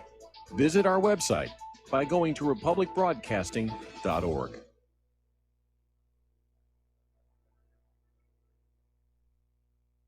Homeowners, are you in foreclosure, expecting to be served with a foreclosure lawsuit, or suspect your lender has coerced you into an illegal mortgage transaction? A huge number of mortgages made in the last 10 years have legal issues and are possibly defective. State laws and the U.S. Supreme Court have upheld that defective mortgage documents are grounds for foreclosure defense and for counterclaims in favor of the homeowner. If your mortgage has been sold or assigned since closing the loan, it may be defective and you may be paying the wrong party, and the lender may not have standing or the right to foreclose or collect payments under the law. If you would like to know if your mortgage is legal or not, or know if you are paying the right party, we can help. Our initial consultations are free of charge. We are not attorneys. We are legal researchers and work closely with experienced lawyers who know how to help you find the evidence to help you keep your home. Call toll free 1-855-2-KEEP-IT. That's 1-855-2-KEEP-IT today. Do you or a loved one suffer migraine headaches? Listen to what scientist Kurt Hendricks has to say. 35 million people in the United States suffer with debilitating migraines. If you or a loved one are one of them, you need to know about MigraLief. Hi, I'm Kurt Hendricks, the scientist that formulated and patented the MigraLief migraine formula. MigraLief is a non-prescription dietary supplement recommended by neurologists, pharmacists, and pediatricians to address nutritional deficiencies in both adults and children over 2 with migraines. Try MigraLief for 3 months and see the powerful difference it can make in your life, or get your money back, no questions asked. Go to MIG911.com or call 800-MIG-7354. You can change your life today. So if you suffer from migraines, don't wait. Call 800-MIG-7354. That's 800-MIG-7354, or visit MIG911.com. Without the right accessories, any guy can be off the mark. Whether you've invested thousands in your arsenal or you own a single trusted firearm, a visit to AROutfitting.com is in order. It's one of the finest online selections of tactical optics and AR parts and add-ons, like EOTech, quick target acquisition with no peripheral loss. Browse the full range of Nikon scopes and binoculars. AROutfitting.com can illuminate your world with Streamlight gun-mounted lights from keychain to large handhelds up to 1,100 lumens. Find some stability with Battenfield tactical bipods. AirOutfitting.com has CMMG gun parts, barrels, assemblies, handguards, part kits, and more, plus mag-full clips and magazines. I know I've got you excited, so take a breath. Head to AirOutfitting.com. The site's super easy to navigate and features a ton of technical info, including links to manuals. We also welcome vendor and manufacturer inquiries. Remember, if you don't see it, we can get it at AirOutfitting.com.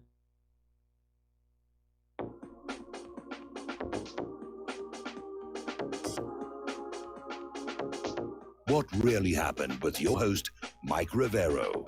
Visit us online at whatreallyhappened.com. Here is your host, Michael Rivero. And aloha, America. Welcome back to our show. We're talking with Raleigh in Minnesota, and we're talking about kratom and the fact that the corporate media is out there bad-mouthing it. It's terrible. It's dangerous. You don't want to use it. Folks, it's just advertising. And we know that the pharmaceutical corporations spend vast amounts of money for television advertising. And it's not necessarily to push the sales of those products. It's simply to give them leverage over the corporate media so that the pharmaceutical corporations can say, "Ooh, my goodness, this Kratom, this is a threat to our profitability. This is going to displace opiates."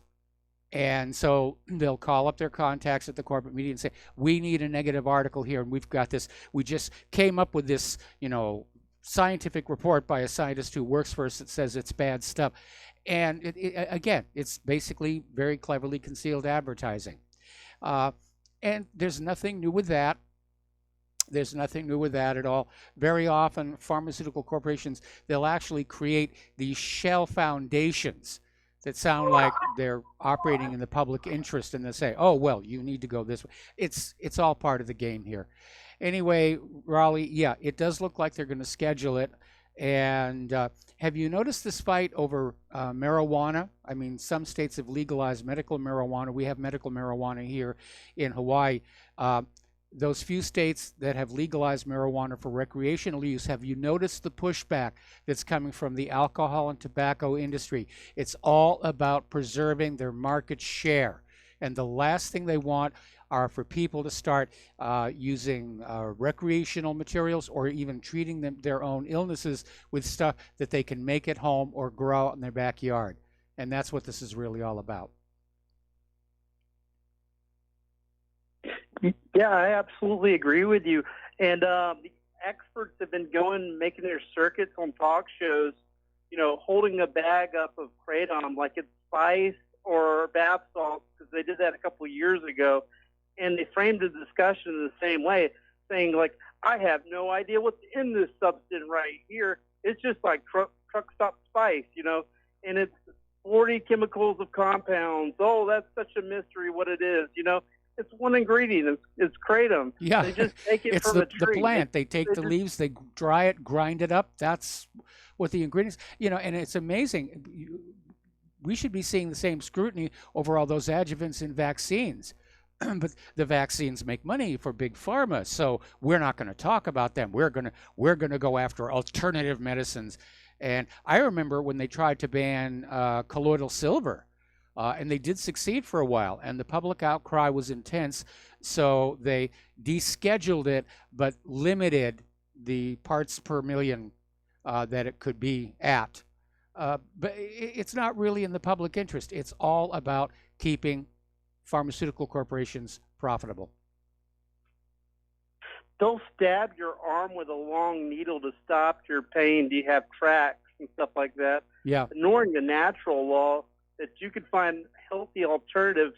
I was just watching the movie John Q with Denzel Washington when he takes a hostage, and that movie can only take place in the United States, where he's saying, "Sick, help my kid," because he's taking a hostage in order to get help by the hospital. It's been around for a very long time. I don't know if you knew this aspect of it. It was discovered, they say it's discovered when it's a European discoverer, in 1832 by a man named Peter Williams. I found this in a dusty book.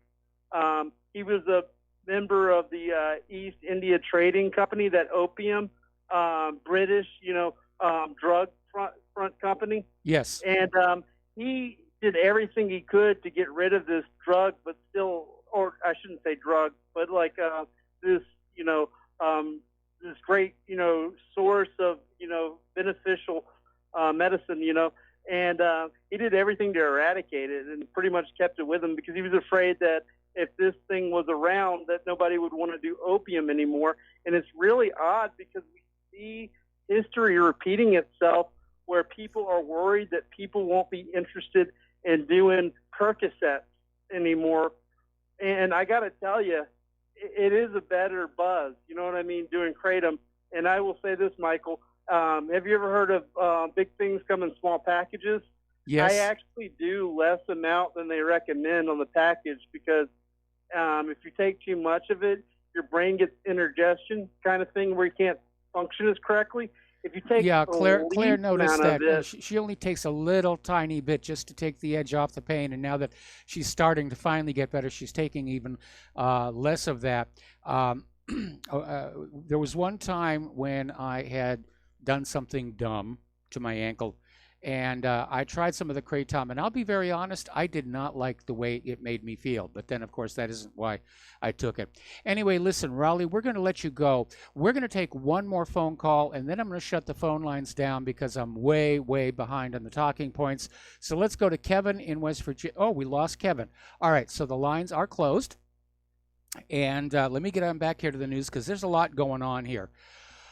Okay, over in Algeria, getting back onto this idea that the whole world seems to be going crazy. Over in Algeria, there are major protests going on, tens of thousands of people last Friday demanding President Abdelaziz Bouteflika step down. Now, he's getting ready to run for re-election, but apparently the Algerians are not happy with that idea at all. And the protest, which coincided with International Women's Day, saw an even larger crowd pour into the streets of the capital compared to previous mass gatherings. Interestingly enough, the unrest in Algeria now threatens France with another migration wave on the way. And that could actually prove problematic for Emmanuel Macron. Okay. Now, this is an interesting development here. One of the U.S. strategic goals in, well, pretty much everywhere in the world, but certainly in the Middle East, is to keep the various nations fighting against each other. It was the United States that was behind the Iran-Iraq war. They were funding Iraq. They gave them the money for Gerald Bull's supergun and so forth and so on. But these countries are starting to see that's the game. And now they're starting to pull together. So Iranian President Hassan Rouhani is now in Baghdad to solidify strategic ties, despite U.S. efforts to keep the two neighbors apart as a means to curb Iran's influence in the region. So this is a major blow to U.S. foreign policy in the region to have Iraq and Iran coming together.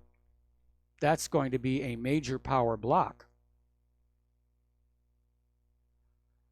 And basically, Iran's Foreign Minister Mohammad Javad Zarif said that Iran will be opening a new chapter with Iraq.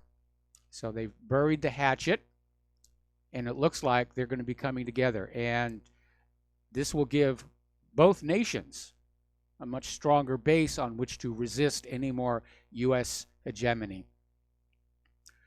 Now, a little bit of good news over in India, Pakistan. It may be winding down. Maybe. Now, this whole thing, of course, began with a terror attack in India. The government of India insisted the government of Pakistan had something to do with it. The government of Pakistan denied having any connection with the terrorist group. India launched an attack bombed Pakistan. And Pakistan is saying that India violated the line of control, which is why they shot down one of the jets. They captured the pilot, but then they released him as a goodwill gesture. Now, there has been some heavy shelling, but even so, the Indian ambassador to Russia, in an interview with Sputnik News, said that as of right now, India is not considering any more strikes against Pakistan at the moment. That's the good news. The bad news is that up in Pakistan, Prime Minister Imran Khan said the country was ready for war and its army would respond if attacked by India or, quote, any superpower, end quote. And he said this during a speech in southeast Pakistan's Chachkro town. So that kind of fiery rhetoric, I'm sure it's good for politics, but I do wish they would cool it down. Over in the South China Sea, apparently Japan has opened up a new crisis response headquarters after a Chinese patrol ship entered what Japan claims are their territorial waters next to the disputed islands in the East China Sea. And apparently 4 Chinese corvettes approached the territorial waters of Japan. Apparently one of them crossed into the Japanese area near the disputed Senkaku Islands. Now, one of the things that's making this whole situation so complicated is that everybody has declared territorial waters around their countries and these islands. Unfortunately, because they're so close, there's a bit of an overlap. And so it's possible to be in waters that are covered by territorial claims from China and Japan at the same time, or China and Vietnam at the same time.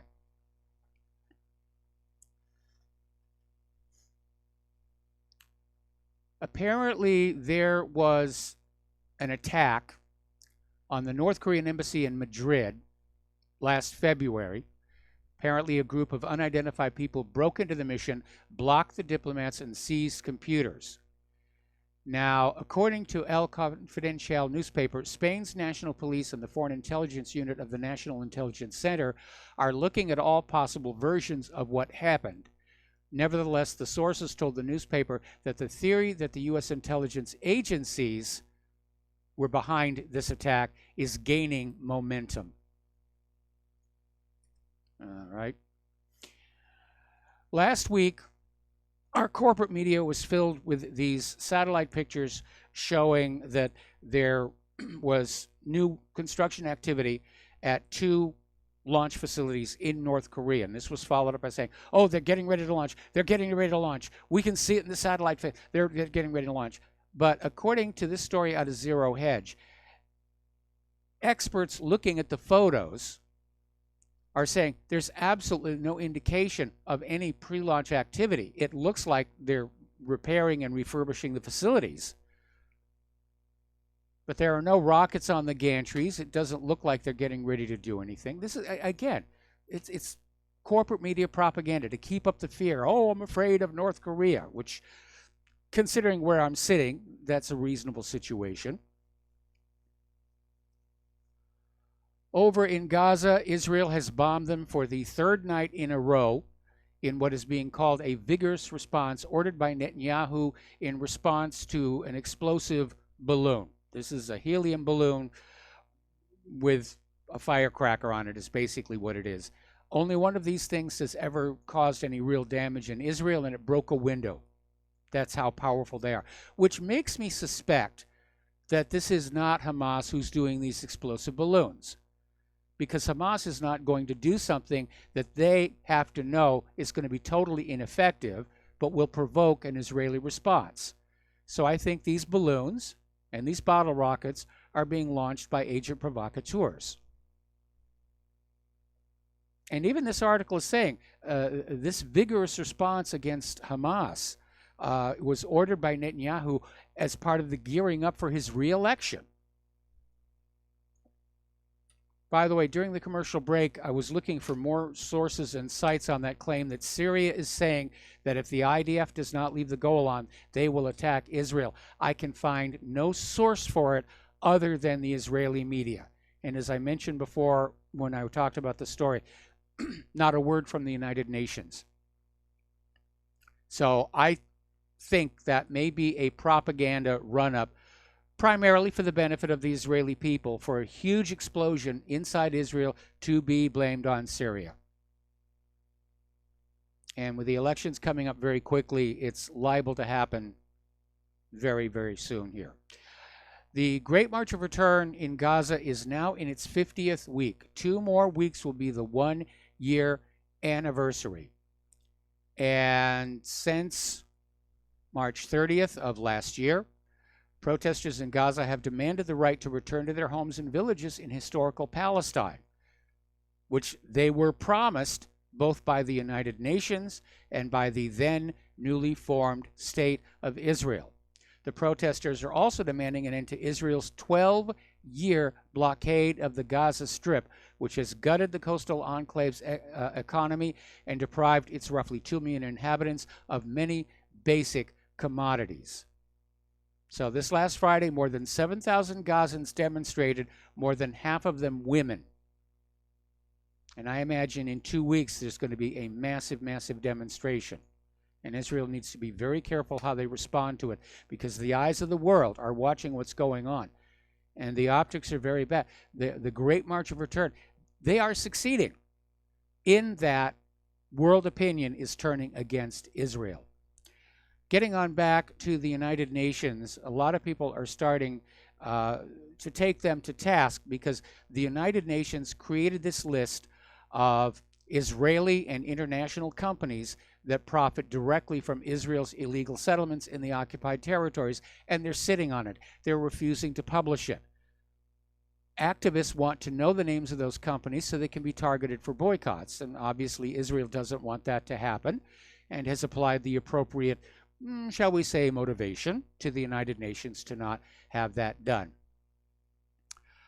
Okay, this is going to make the people of Idaho feel really comfortable and secure. Apparently, police in Idaho were forced to close down a highway after a semi-truck carrying missiles for the military crashed. Okay, this truck veered off the main road at a rest stop along I-90 in northern Idaho on Friday night.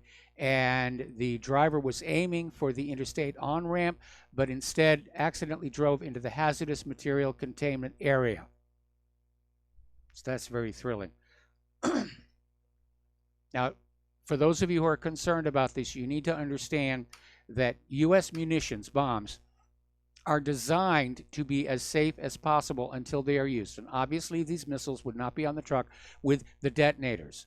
Now, the types of fillers, which is the name for the stuff that actually goes boom, they are chemically engineered to not detonate without a detonator. They'll burn, they'll deflagrate, but they won't actually explode without a shock wave being sent into them, and that's what the detonator does. We got to take another break for commercials, and we'll be right back.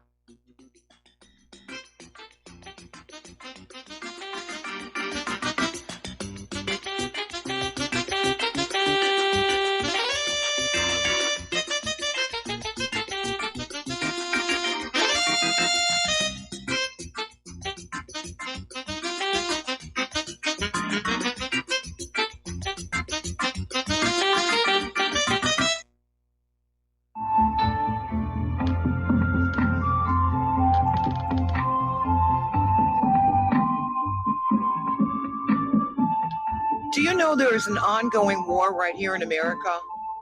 Are you aware that U.S. citizens have been classified as enemies of the state since 1933? Have you recognized that our entire government is really a vast network of interlocking corporations engaged in commerce?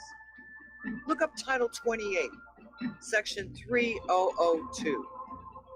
Tune in to In Defense of Humanity on Saturday nights at 7 p.m. Central Time. Find out what's really going on and learn how to protect yourself and your family as flesh and blood men and women living in a corporate reality.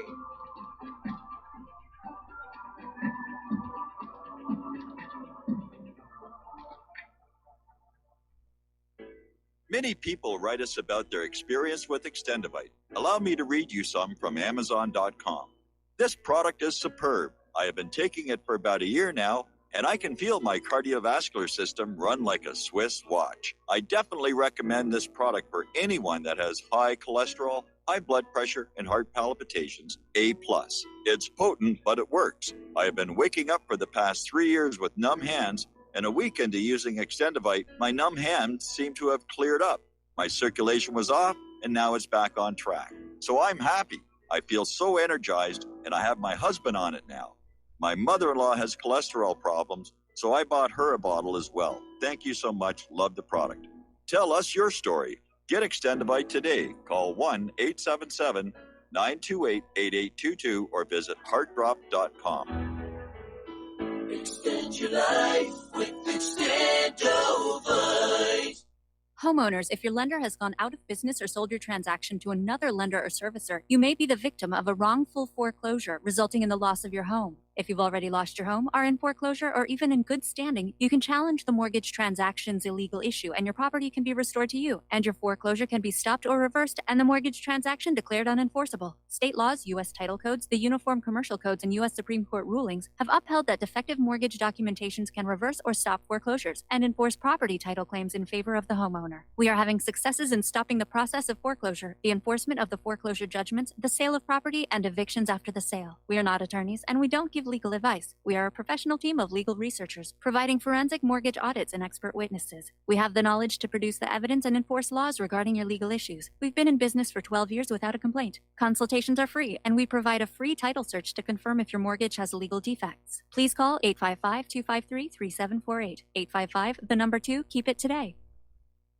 When all this twisted steel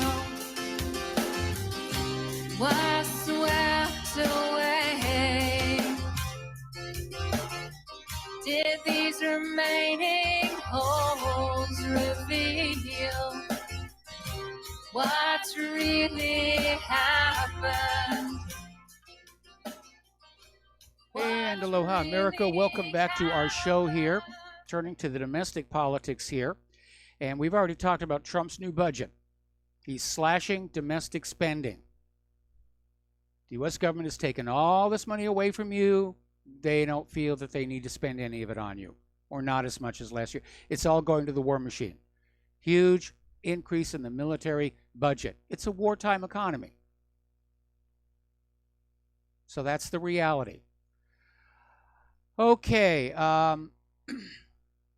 And there are now growing calls for Ocasio-Cortez and her former campaign manager, Saikat Chakrabarti, to be investigated for possible campaign finance violations.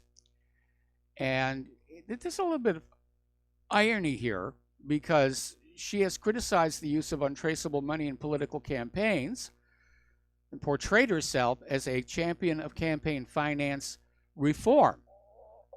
And yet here she was, set up with a Nixonian slush fund. Looking over at her Green New Deal, there was a news story that came on out claiming that over 80% of American voters support the Green New Deal. And this is based on a recent survey by a group of academic pollsters. And supposedly the support is bipartisan, with 92% of Democrats and 64% of Republicans indicating they either strongly or somewhat support the far-left package to reshape the entire American economy around green energy in the course of the next decade. But there's more to the story, because it turns out this was a push poll. It was conducted by a team of professors at George Mason University in Virginia, Yale University in Connecticut. And the trick behind a push poll is that they didn't simply ask voters directly about the Green New Deal. They first presented them with this synopsis, a very glowing synopsis that touted the proposition's fantastic claims. In other words, it's a sales pitch. So the voters were getting this thing saying, oh, the Green New Deal will do this, the Green New Deal will do that, it's going to be wonderful for everybody. Then they asked, would you support this? Well, it sounds like it's a good idea. That's not an accurate way of conducting a poll. It's a way of generating the numbers that you want.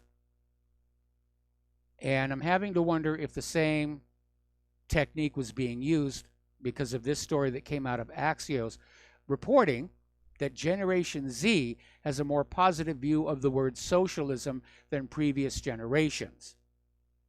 And they're more likely to embrace socialistic policies and principles than past generations. Now, part of that, of course, is we older people, we link the word socialism with the Soviet Union.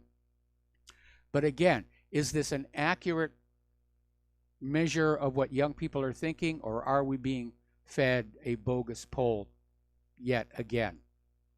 This, by the way, came from Harris Poll. Alrighty, we're going to take a break for station identification, and we'll be right back.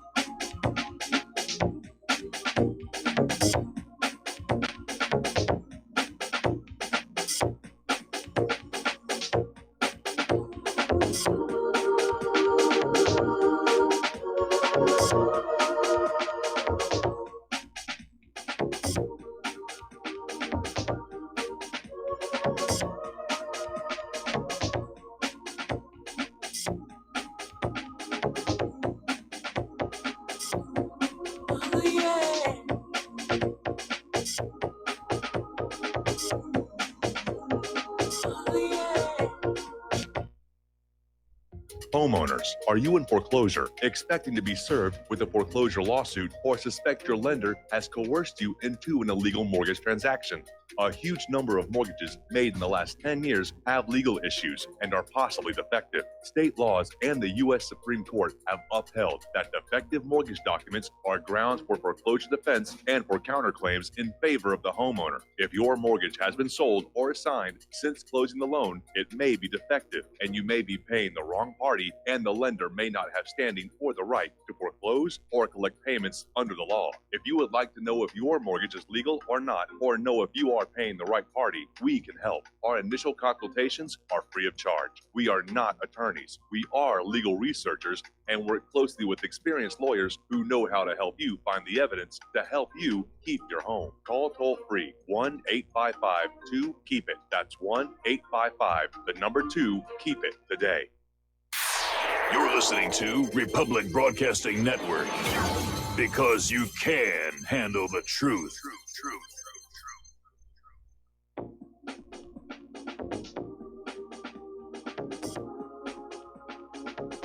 What really happened with your host, Mike Rivero, because World War III is a really bad idea. Here is your host, Michael Rivero. And aloha, America. Welcome back to our show, hour number 3. And getting on back to Alexandria Ocasio-Cortez, basically claiming Fox News is propaganda. And she sort of went after Devin Nunes, trying to make him look dumb for joking about straws being illegal in California. But it's backfired on her because, in point of fact, California did pass a law that says restaurants are not allowed to simply hand out straws. The customer has to specifically request them, because apparently now plastic straws have become the biggest threat to life on Earth. And here I was worrying about those nuclear weapons. Now, here's some good news. This should really kick off some things. The Second Circuit Court of Appeals has sided with Chernovich and is ordering the records unsealed in the Jeffrey Epstein case unless good cause is shown.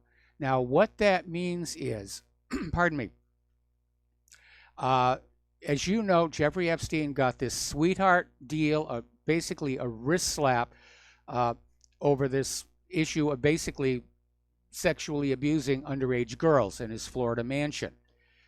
And apparently a lot of high-profile people were involved with that. And he's got his own private jet, which he calls the Lolita Express. There's a dead giveaway. And he's got this island getaway as well. And so all of a sudden it's come on. What's going on? How did a guy who committed these horrific crimes just basically walk away from it? So the court is signaling it's going to unseal the records and make them public. And they've issued a show cause order. And basically that is saying that if you want these records to remain sealed, you'd better come up with something good. Now, hopefully Epstein doesn't have a video of that judge in his archive. But I'd certainly be mildly curious about the political machinations as to how Epstein got to walk free here. Alrighty, from the category of collusion, this is from Zero Hedge. This gets back to Christopher Steele, the MI6 agent who was the author of the now totally shredded dossier about Donald Trump. Now, Steele was basically let go by the FBI. He'd been working as an informant, but he made statements to the media, which is against the rules, and so they let him go. But as it turns out, Judicial Watch has uncovered records showing that the Department of Justice continued to protect Christopher Steele after he was officially let go by the FBI. So he was one of their assets and their tools.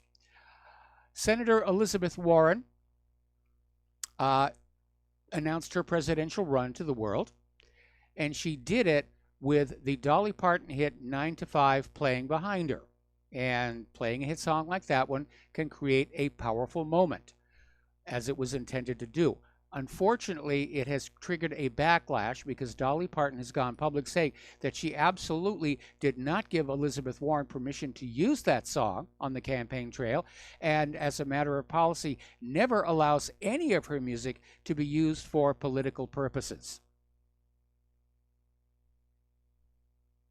So, little bit of a situation there. Come on, Elizabeth Warren, why don't you just play some Native American music behind you? That'll be a really good moment here.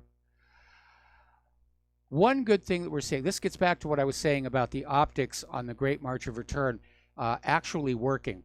It's turning world opinion against Israel. And even in our country, even in our Congress, we're starting to see some of the young Democrats breaking that taboo. And they're starting to criticize Israel. And that includes Tulsi Gabbard, our own Hawaii's own Tulsi Gabbard, Alexandria Ocasio-Cortez, and Ilhan Omar. And usually saying anything negative about Israel, that's the third rail of U.S. politics. You are just over. And I'm glad that Ilhan Omar is weathering the attacks against her, along with Alexandria and Tulsi, because they shouldn't back down. They're not in that Congress to take care of Israel. They're in that Congress to take care of we, the American people. And we need more just like them. As we reported last week, whistleblower Chelsea Manning was arrested after a federal judge found her to be in contempt of court for refusing to respond to questions about the 2010 WikiLeaks leak, which made WikiLeaks and Chelsea famous, was where they intercepted and decoded this video from a helicopter showing them basically shooting up a camera crew. And people are saying, Chelsea actually didn't do anything wrong being a whistleblower. And neither did WikiLeaks. And that's the thing. This secret grand jury that Manning was testifying to is thought to be connected to this supposed charges they're bringing against Julian Assange.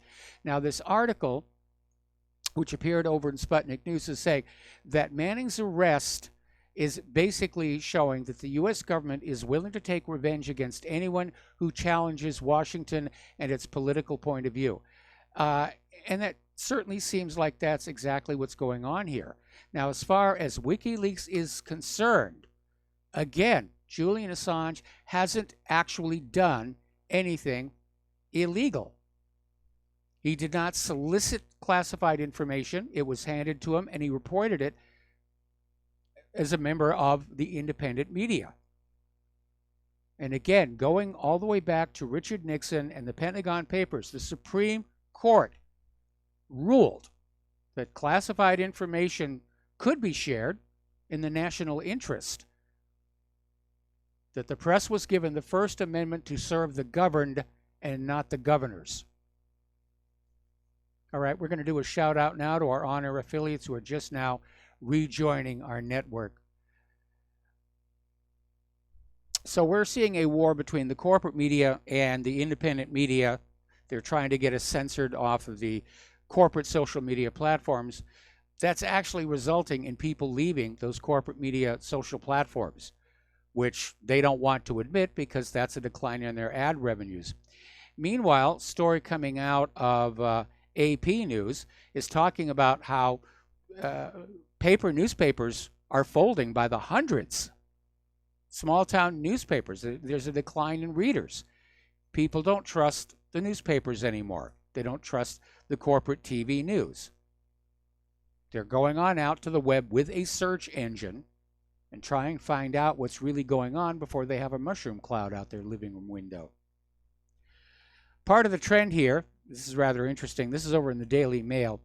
Apparently more and more corporate news organizations are switching to AI to produce stories, personalized news delivery, and in some cases sift through data trying to find important news. And this article is saying, will they ever replace traditional reporters? Well, I don't know. Most of the prostitutes and correspondents these days have been acting like robots all along. Yes, I will put this in my news story. No, I won't mention the bad stuff. So let's talk about the economic news. The indicators are not good. Yes, the stock market had a really good day today, but there's an interesting little article that came out of Investment Watch Blog basically saying there are two completely different perceptions about the economy. And one side is clearly ignoring reality and telling you everything is just fine, just go on spending and everything's going to be okay. The other side is looking at the numbers and it shows the economy is extremely fragile. It's weaker now than it was during the financial crisis of 2008. And the odd part is that no matter how strong a bubble becomes, how visible it is, it's always ignored until it's too late. Because people make money off of those bubbles. The skill of the game is to leap off just at the point it's going to pop. And then, of course, the losses are dropped on smaller investors and ordinary people. Article out of Zero Hedge. The $64 trillion question, with foreigners stepping aside, who will buy U.S. treasuries? And that's been a question a lot of people are asking. Well, the answer is really quite simple. The Federal Reserve is just creating new money out of thin air, and it buys up the treasury bonds, trying to keep the system going for a while. Now, the result is that between 2008 and the fall of 2014, there were 3 successive rounds of quantitative easing, and it quadrupled the monetary base of the U.S. dollar from less than $1 trillion to more than $4 trillion. They've been trying to hide the inflationary effects of that, but I imagine that much of that $4 trillion has now been used to buy up some of those treasury bonds. The entire system is being rigged just to keep it going, just to keep it ticking along here. Now, countries all over the world are getting anxious about their gold, which is not under their own control. We had that situation years ago with Germany trying to get their gold back, Venezuela getting their gold back, and now Romania has introduced a bill to repatriate its gold reserves. And it's straining the system because there are a lot of people who think that gold isn't all there anymore. We did a segment on America's Book of Secrets about that. China, Russia, India, Poland, and Turkey are just a few of the countries that have made no secret of their plans for long-term accumulation of precious metals in order to diversify their national reserves out of the U.S. dollar and into hard money. All I can say to Romania is good luck getting it back. Now, Romania supposedly holds 103.7 tons of gold, or at least they believe they do. At some point, the gold vaults are going to come up short. And that's when there's going to be a gold run here. Experts are predicting that New York City is heading for financial ruin, and it could go bankrupt for the first time in 40 years. Now, the last time the city came close to filing for bankruptcy was back in 1975 when former President Ford refused to give the city a bailout package to settle its debt. What's going on today, of course, is individuals and businesses are leaving the city for lower tax areas, and city government spending is at an all-time high, including dealing with the homeless crisis and the immigrants. So basically, New York is facing bankruptcy due to the high taxes. The taxes basically drove away the producers, the earners, and left behind liabilities. There's even word that New York will soon impose a departure tax, where they will literally tax you for wanting to leave New York. You know, we're moving down to Florida. Oh, no, that's going to cost you a lot there. We've been hearing a lot about Venezuela's oil company and how much trouble they're in, but it turns out that the world's most indebted oil company is actually Pemex in Mexico. And apparently, Standard & Poor's has become the latest in a succession of rating agencies to downgrade the company. Now, Pemex is state-owned. It's owned by the Mexican government. That's one of the trends that we saw across South America. State-owned oil companies. That's what they have in Venezuela. That's what the U.S. oil companies want to bring to an end. So looking at this article and looking at the numbers, is the United States starting to do to Mexico today what they've been doing to Venezuela for years? I've been talking about this tendency for the United States to, instead of improving our productivity and our manufactured goods and our agriculture, to simply arm twist other countries to continue to do business with us. And here's a good example. Apparently, the United States government is now warning Germany not to use Huawei products in the rollout of their next generation 5G products, or they will lose intelligence sharing with U.S. intelligence agencies. And Marco Rubio is out there basically ripping Italy for its desire to sign on to the One Belt, One Road initiative. And so Rubio's just out there, you know, how dare you, the Italians' openness to joining this. It's stunningly naive here. And what he's basically saying, paraphrasing him, is you don't dare do business with them. You only do business with us. What do we have that we're going to do business with there, Marco? Everything's crumbling. Most of our factories are rusted hulks. Nobody wants our GMO agriculture.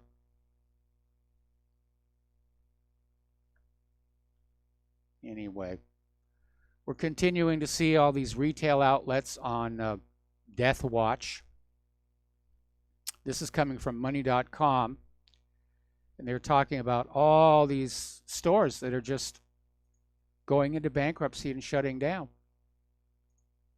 You can't tell me this economy is booming. You have to look at all these indicators corporate media is feeding at you and recognize them for what they are: propaganda.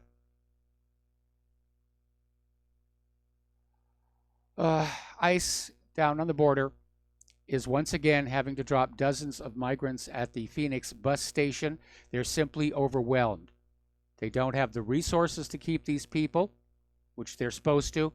They're just letting them through, putting them on buses, except for 2,200 who have now been quarantined over these unprecedented disease outbreaks. These migrants are carrying everything from mumps to chickenpox. This is a health crisis, along with an immigration crisis. And here comes confirmation for something I've been telling you all along. Story out of the Gateway Pundit. The Democrats have rejected a motion that says only Americans can vote. They openly support foreigners to carry them in 2020. Now, House Democrats passed the For the People Act, and basically the legislation makes it legal for illegal Americans and foreigners to vote in elections. The bill also makes voter harvesting legal. They're getting ready to steal 2020. They're not even trying to hide it. Now, Republican Representative Dan Crenshaw offered a motion to the amendment to reaffirm that only U.S. citizens should have the right to vote, which is the law, and Democrats rejected the vote. Now, I'm not sure what the Democrats are thinking they're going to be able to do here, because Trump is certainly going to veto this. Nancy Pelosi was at a press conference in Austin, Texas, saying that our new immigrants, have a right to vote. That's the new buzzword. We don't call them illegal anymore. They're new immigrants. They just haven't been processed is all. But by golly, they should have a right to vote because we know they're going to vote Democratic. They're not even trying to hide it. They're going to steal 2020 with illegal immigrant voting. And Trump is sitting on his rear end in that custom form-fitting chair in the Oval Office, and he doesn't seem interested in doing anything about it. Somebody needs to talk to him from his campaign headquarters and just say, look, you're going to lose this one. Everything that Trump and those who supported him had to overcome in 2016 is going to be quadrupled to take him out.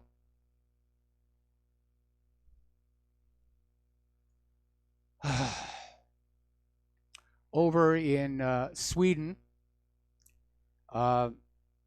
Swedish terrorism expert Magnus Ranstorp is warning Sweden against taking back these ISIS terrorists and their wives and children. That's a big thing. The U.S. is now saying we have all these ISIS terrorists in Syria that we trained, and they're ready to go back home, and you got to take them. We'll be right back after these words from our sponsors.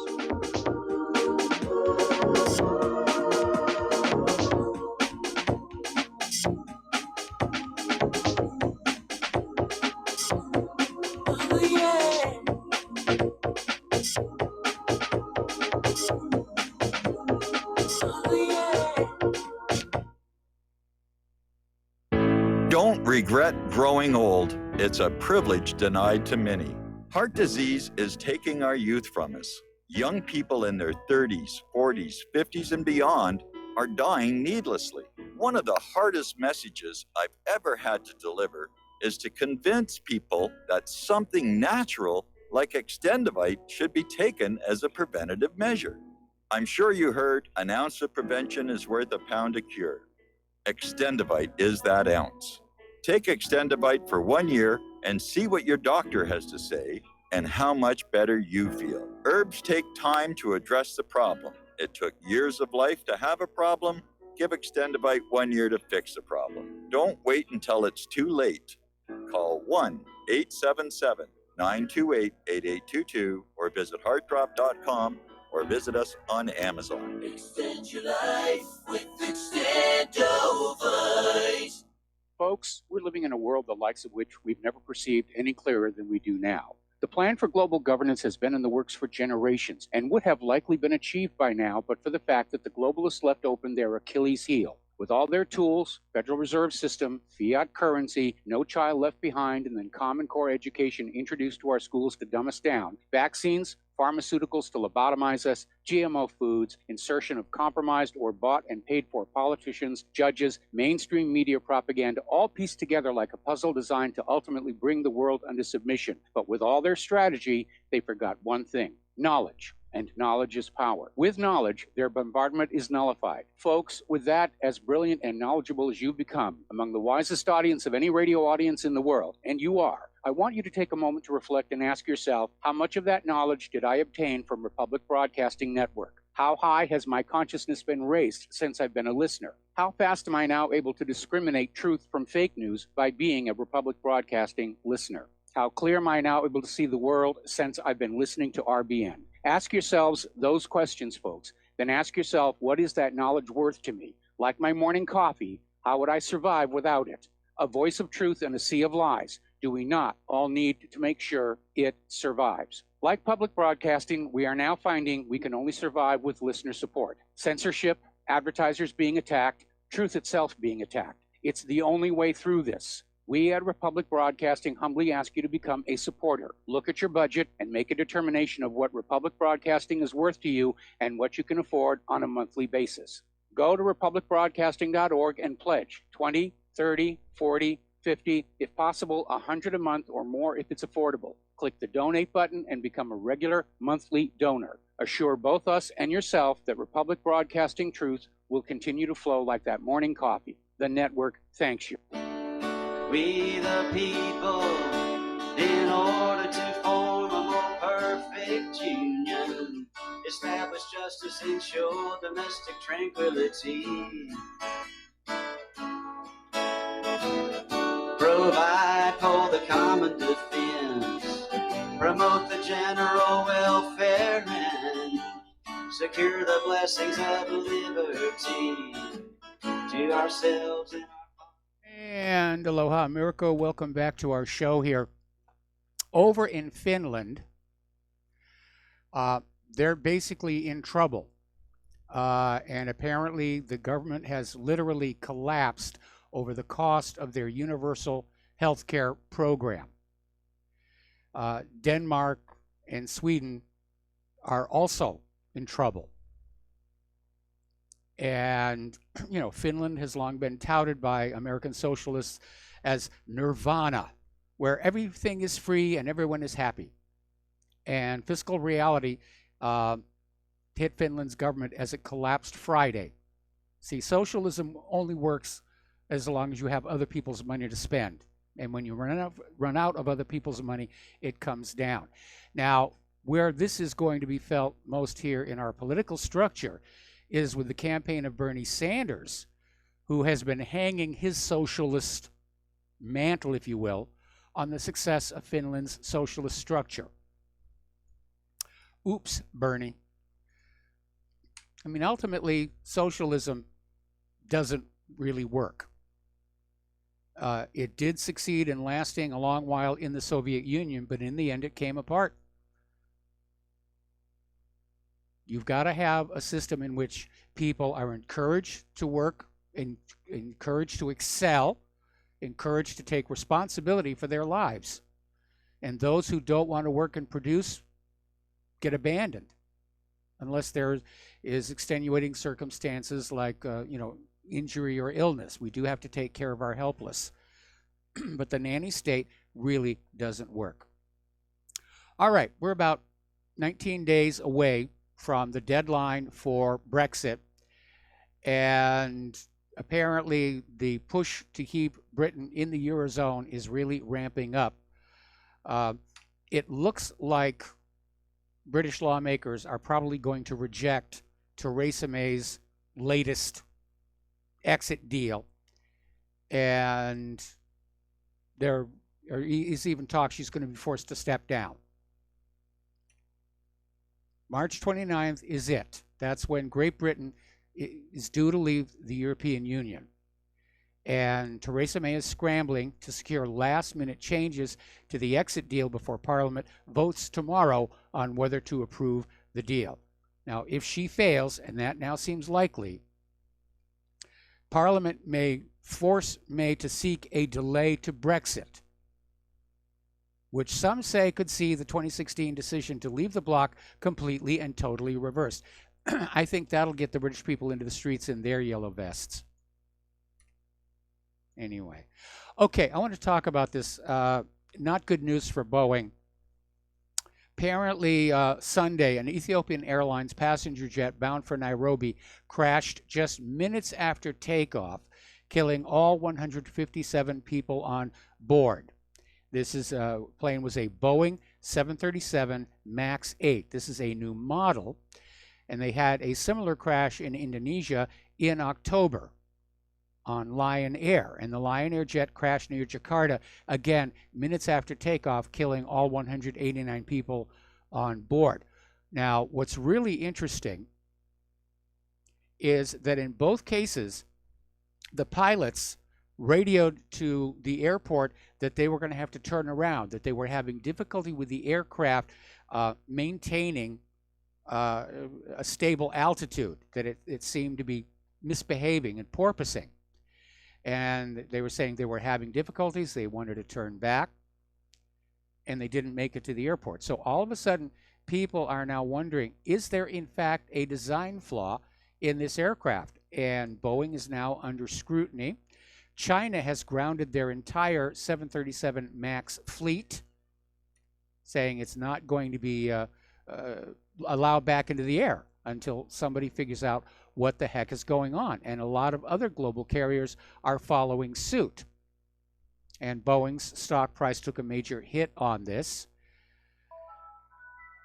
So, okay. At the same time, the Ethiopian Airlines Group announced temporary ban on operating their 4 737 MAX planes after the crash as a safety precaution. Cayman Airways, Mongolia, they're all shutting it down. That plane is basically going to be a lawn ornament at this point. And I feel sorry for all those people at Boeing who work on these aircraft, and it's a beautiful looking aircraft.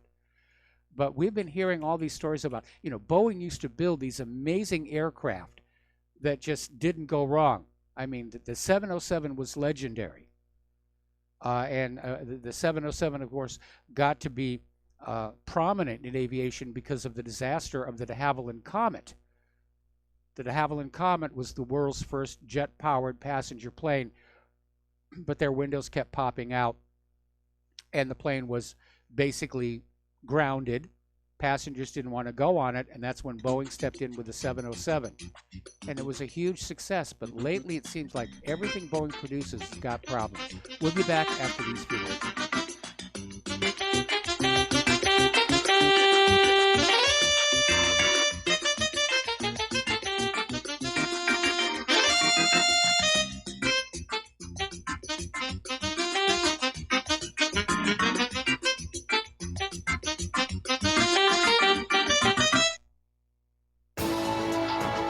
You are tuned in to the Republic Broadcasting Network.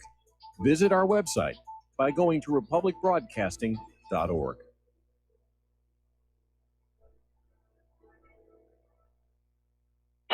Okay, nurse, let's get this man to the ER stat. Right away, doctor. We see this every day. Heart attack or angina pain due to blocked and clogged arteries. Chelation can remove obstructions or blockages from arteries and help avoid painful and expensive surgery. Now there's Angioprim. It's a liquid oral chelation product that you take with juice. You start to feel the results fast. Angioprim increases blood flow all over the body, and that means more energy and strength to take on the day with less aches and pains.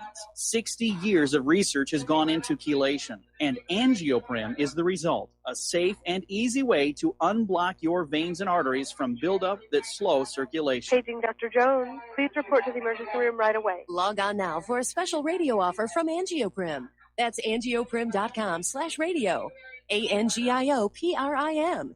Angioprim.com/radio or call 877-882-7221. That's 877-882-7221.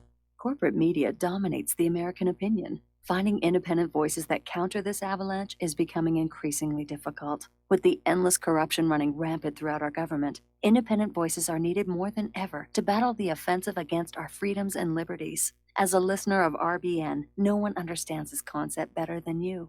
Now it's up to you to do your part. The time has come for you to take action and begin broadcasting the truth to hundreds or thousands of people every month. Sound impossible? Quite the contrary. With pointed slogans from LibertyStickers.com, you can reach countless sleeping Americans unaware that they live in a real-life wonderland. LibertyStickers.com has a huge inventory of political bumper stickers and messages that reflect the truth about our government, our politicians, and the future of America. With so many in stock, there's one perfect for you. Visit us today at LibertyStickers.com. Again, that's LibertyStickers.com.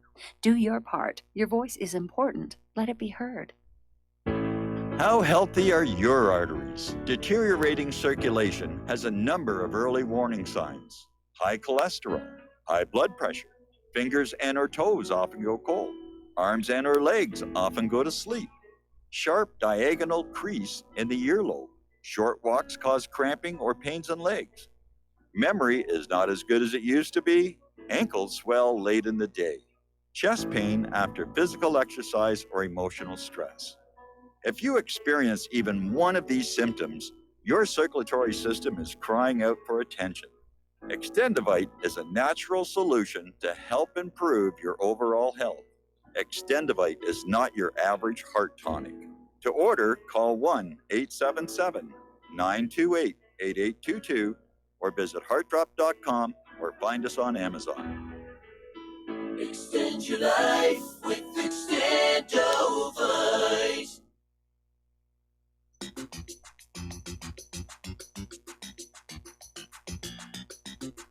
Welcome to What Really Happened Radio. Visit us online at whatreallyhappened.com. And now, set your eyes on the future and let's consider what really happened. And aloha, America. Welcome back to our show here. And we're going to take a moment here to wander through the beautiful fairy tale landscape of political correctness. Now, apparently, out at Reed College in Oregon, the dorm advisors were given a tolerance training program, which included a graphic showing Make America Great Again as an example of covert white supremacy. And the outlet said that the pyramid graphic divides white supremacy examples into overt and covert, and declared that Make America Great Again was part of the covert white supremacy. It's a little bit out there here. Now, this is a very, very interesting story, and it touches on a lot of things. This is from Chimp Planet. The National Alliance on Mental Health has a statistic. More than 25% of college students have been diagnosed or treated by a professional for a mental health condition within the past year. Now, you let that sink in. 25%. Colleges are basically turning into psychiatric screening centers and medical clinics. Because you know, these more than 25% of these college students, how is their mental health condition going to be treated? Pills. Now, you get on back to my concerns about prescription psychiatric medication. I think we just found the source for all this bizarre behavior we're seeing on college campuses. I think all this, I'm triggered and I need safe spaces and all the rest of that, it's coming out of a bottle. And these drugs are dangerous and destabilizing.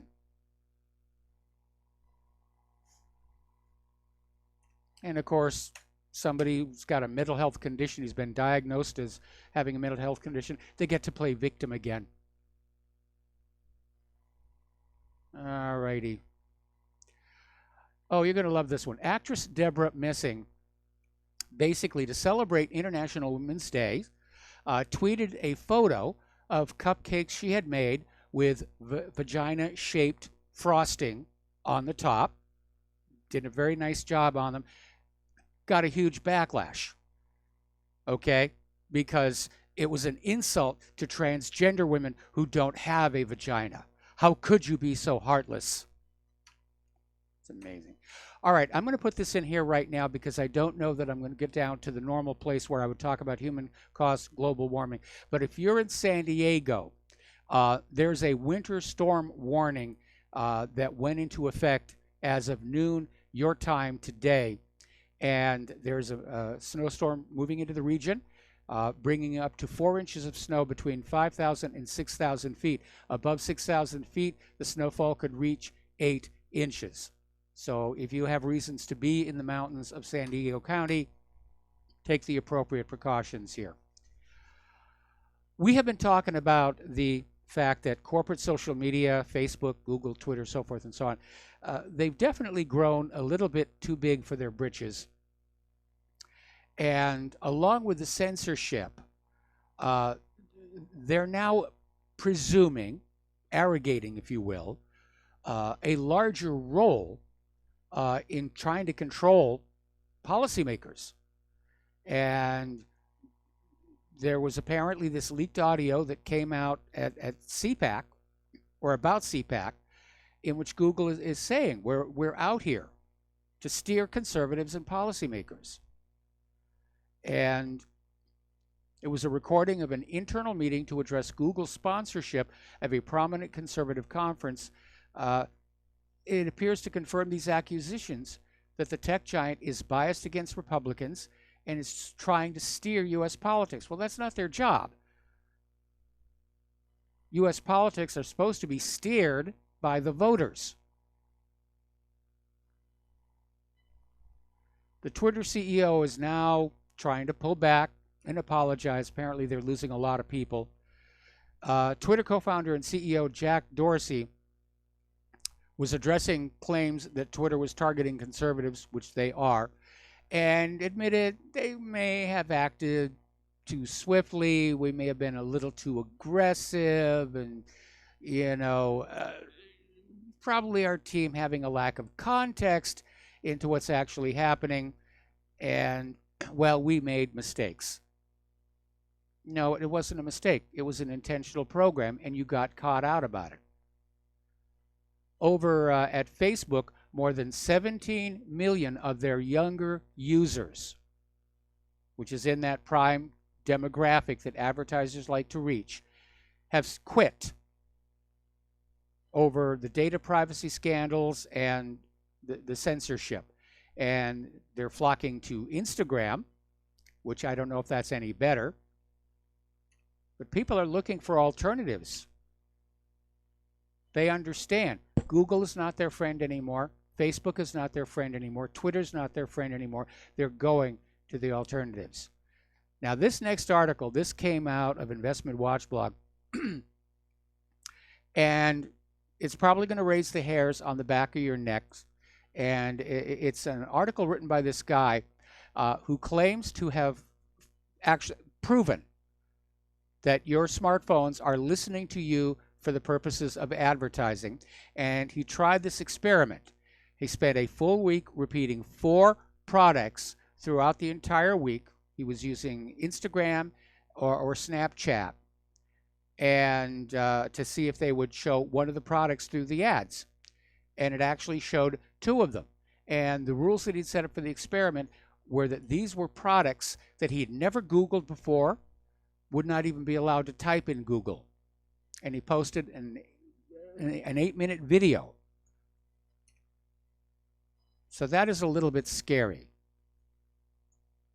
So if you've got one of those digital assistants there, you need to be careful. And if you need a private conversation, you got to put your smartphone in another room or wrap it in aluminum foil or get one of those RFI cases. Over in Russia, there's a major protest going on against new restrictions on the internet.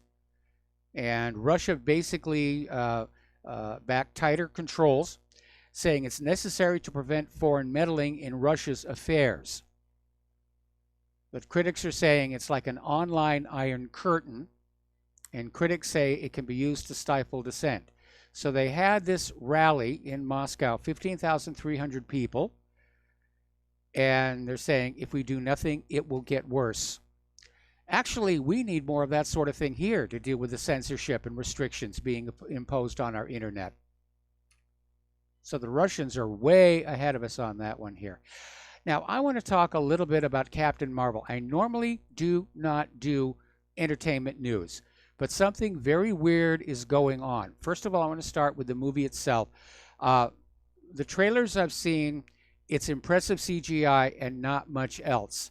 And a lot of people are already concerned because the original Captain Marvel was a guy.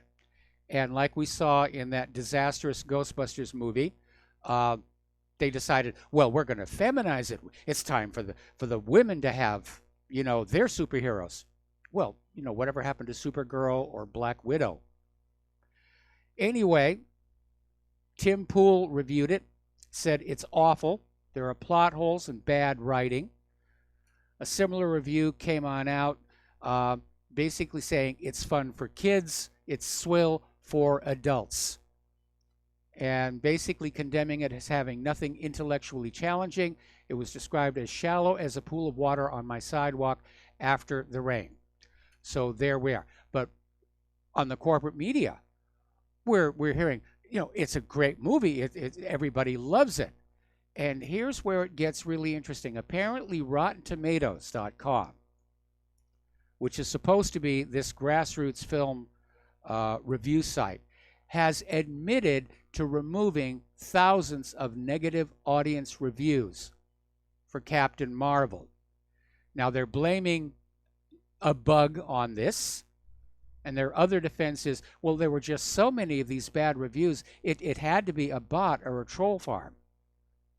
Why would anybody care? So, and here's where it gets ridiculous. Brianna Wu is calling for government legislation in response to the negative Captain Marvel reviews. They literally want a law now that you cannot give a Hollywood film a bad review online. Boy, that's just amazing, you. Just amazing. Okay, getting into computers a little further here.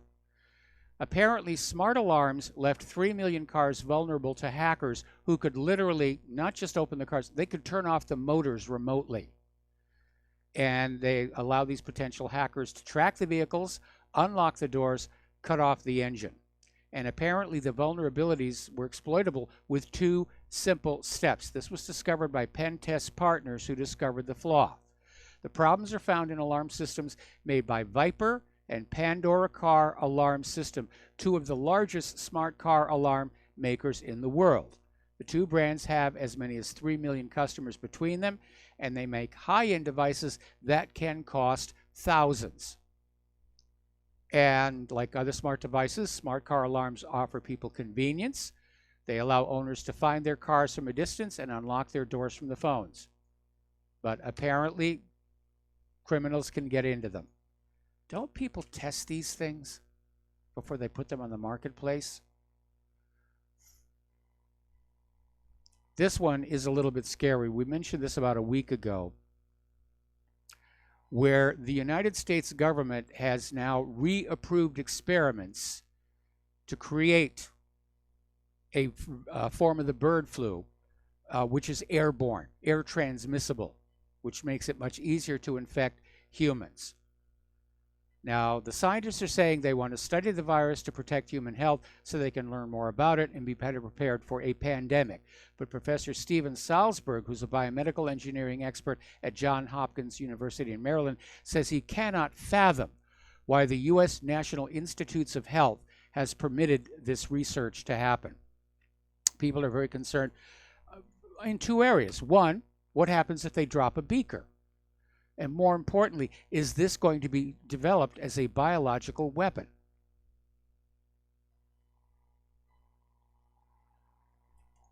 Facebook is now announcing a plan to tackle vaccine misinformation.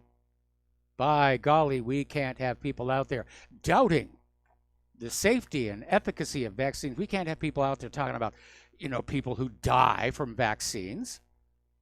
That's going to push down the price of the pharmaceutical stocks, of which I have many in my portfolio. We really are becoming a dictatorship. Free speech, it's amazing.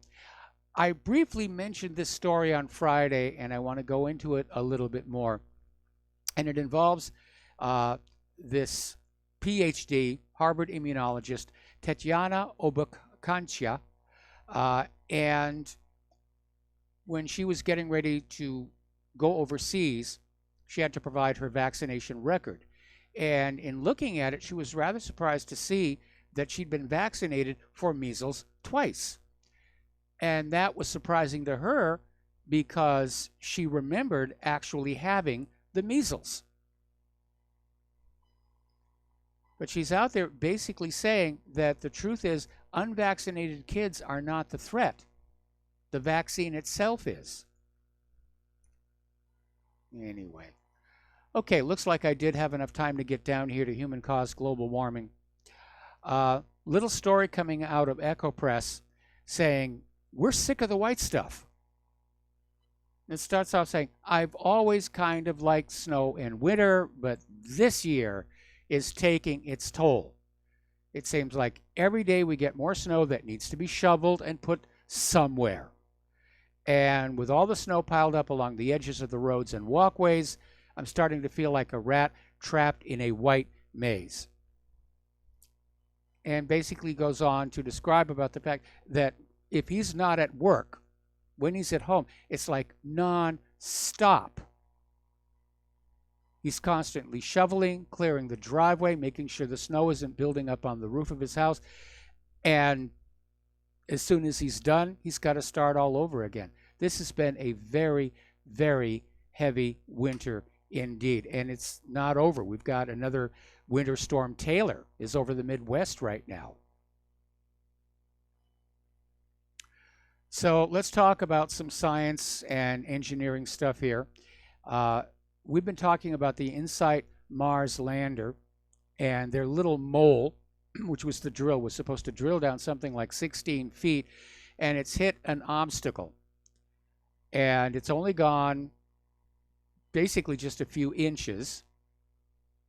And the data is showing that the mole is at a 15-degree tilt and has hit some rock or gravel. Now, the interesting part about this, I'd commented last week about why didn't they go with a longer scoop like we had on Viking, where you can just back it out and go someplace else. It turns out that this drill was designed to get around rocky obstacles. It was designed by an instrument team in Germany. And as of right now, they've stopped the procedure to try and evaluate what's gone wrong here. Getting back on over to Boeing. Again, last week's SpaceX fabulous flight. Launch, dock with the International Space Station, re-entry, perfect landing. Looked a little like a toasted marshmallow when they fished it out of the ocean. But huzzah, huzzah. They're planning a manned flight this summer. And I think it's great that the United States can get back into low Earth orbit with manned flights again. But SpaceX is not the only one, because Boeing has their own contender, and it's called the Starliner. And they're going to fly this similar mission to the ISS called Orbital Flight Test with its CST-100 Starliner capsule. It's going to launch probably as early as next month. They're going to launch it on an Atlas V rocket and hoist it up there. They're going to take more supplies to the ISS. And it's an unmanned test flight. They're being cautious. And I wish them a lot of luck. I really do wish them a lot of luck. I find it incredibly exciting that we're finally getting back into manned space flight on our own. We're going to be right back after these few words from our sponsors.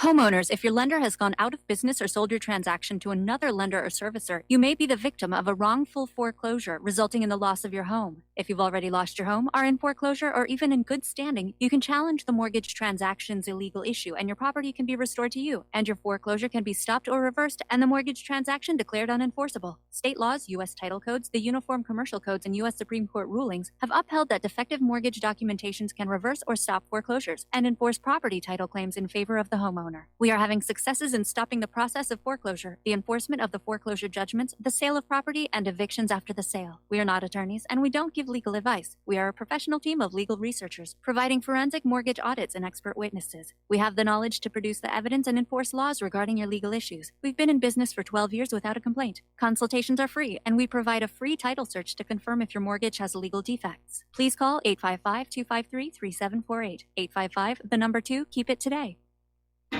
Without the right accessories, any guy can be off the mark. Whether you've invested thousands in your arsenal or you own a single trusted firearm, a visit to AROutfitting.com is in order. It's one of the finest online selections of tactical optics and AR parts and add-ons, like EOTech, quick target acquisition with no peripheral loss.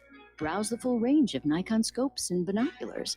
AROutfitting.com can illuminate your world with Streamlight gun-mounted lights from keychain to large handhelds up to 1,100 lumens. Find some stability with Battenfield Tactical Bipods. AirOutfitting.com has CMMG gun parts, barrels, assemblies, handguards, part kits, and more. Plus mag-full clips and magazines. I know I've got you excited, so take a breath. Head to AirOutfitting.com. The site's super easy to navigate and features a ton of technical info, including links to manuals. We also welcome vendor and manufacturer inquiries. Remember, if you don't see it, we can get it at AirOutfitting.com. Tired of being lied to by mass media? It's growing more and more apparent today that news is received less and less through standard media outlets. Even with a growing audience every day, RBN is beginning to direct more efforts into social media. Social media and the use of the internet is fast becoming the primary source of people for news, regardless of demographic. RBN has set out to provide some of the best news on the internet through republicbroadcasting.org, and also has begun to use the tools to our advantage by way of social media. Republic Broadcasting is now operating a Facebook page to function as yet another avenue to have our collective voice reach new audiences across not only America, but across the globe as well. The Facebook page features not only news, but also an RBN player to listen to our broadcasts. Get involved by visiting facebook.com/Republic Broadcasting and liking our page and share it with your friends and family, because you can handle the truth. Some are maxed out all their credit cards. Some are working 2 jobs and living in cars. Minimum wage won't pay for a roof, won't pay for a drink. If you gotta have proof, just try it yourself, Mr. CEO. See how far $5.15 an hour will go. Take a part-time job at one of your stores. I bet you can't make it here anymore. And aloha, America. Welcome back to the show. And I've received an email here correcting me about my comment about the first passenger jetliner. And he says, actually, the first jetliner to fly in 1949 was the Avro Canada C-102 jetliner. There's a photo of it flying over New York, but it's a typical Canadian story. The jetliner never reached full production, probably because when the pilots went out to fly it in Toronto in the early 50s, it had been cut in half just before the first American jetliner was to fly. Orders had been given. Not exactly sure what he's trying to say there. But I don't know if the Avro Canada was actually in commercial service or not. But I do remember that story about the de Havilland Comet. And what a tragedy that was here. But again, at that altitude, they didn't have experience. They didn't understand metal fatigue. And what was going to happen. But again, Boeing stepped in with the 707. And by the way, that's the reason, even today, those windows in those jetliners are really, really small. Because the big selling point of the de Havilland Comet, the windows were large. You had an absolutely sensational view looking out that window, and that was the aircraft's downfall. All righty, over at NASA, the Kepler Space Telescope's first exoplanet candidate has been confirmed. And the reason they're using the word confirmation is very simple. The Kepler mission tries to detect exoplanets using the transit method, which are small dips in a star's brightness as planets cross in front of the star, which means if that planetary orbit is not dead on to Earth, they're probably missing a lot of planets in the process. But there are other phenomenon that can mimic transit. So each one of these Kepler findings, if you will, require further analysis to confirm that they're genuine planets here. So one of the very first planet candidates discovered by Kepler, known as Kepler 1658b, had a rocky road to confirmation. The initial estimate of the size of the planet's host star was incorrect, so the sizes of both the star and the Kepler 1658b were vastly underestimated. Then they said this has got to be a false positive because it didn't make sense what they were seeing. It's some pretty hairy mathematics out there. And I've actually read some of the journal articles on this, and I know one thing that they're all missing, and that is the gravitational lensing effect of the planet in transit, which over this distance is probably going to have an effect. It's going to take a supercomputer to calculate it. Meanwhile, over in Scotland, their EDF Energy wants to bring this nuclear reactor back online, even though it has 370 cracks. Some of them are 2 millimeters wide. And they had to shut the reactor down last March, a year ago. And now they want to basically find a way to crank it up again. All right, there's the music. Time for me to get out of here and do the Jim Goddard show up there in Vancouver. Please stay tuned for John Stadmiller. I'm sure he's got lots and lots of interesting things to share with you. Please take what you learn here, share it with everybody that you know. Email, paper mail, face-to-face, bring back the art of the conversation. At this point, Google, Facebook, Twitter are a total waste of time unless your entire universe is made up of funny cat videos. Please donate to Republic Broadcasting. Please donate to whatreallyhappened.com. We'll be back tomorrow. Aloha, America.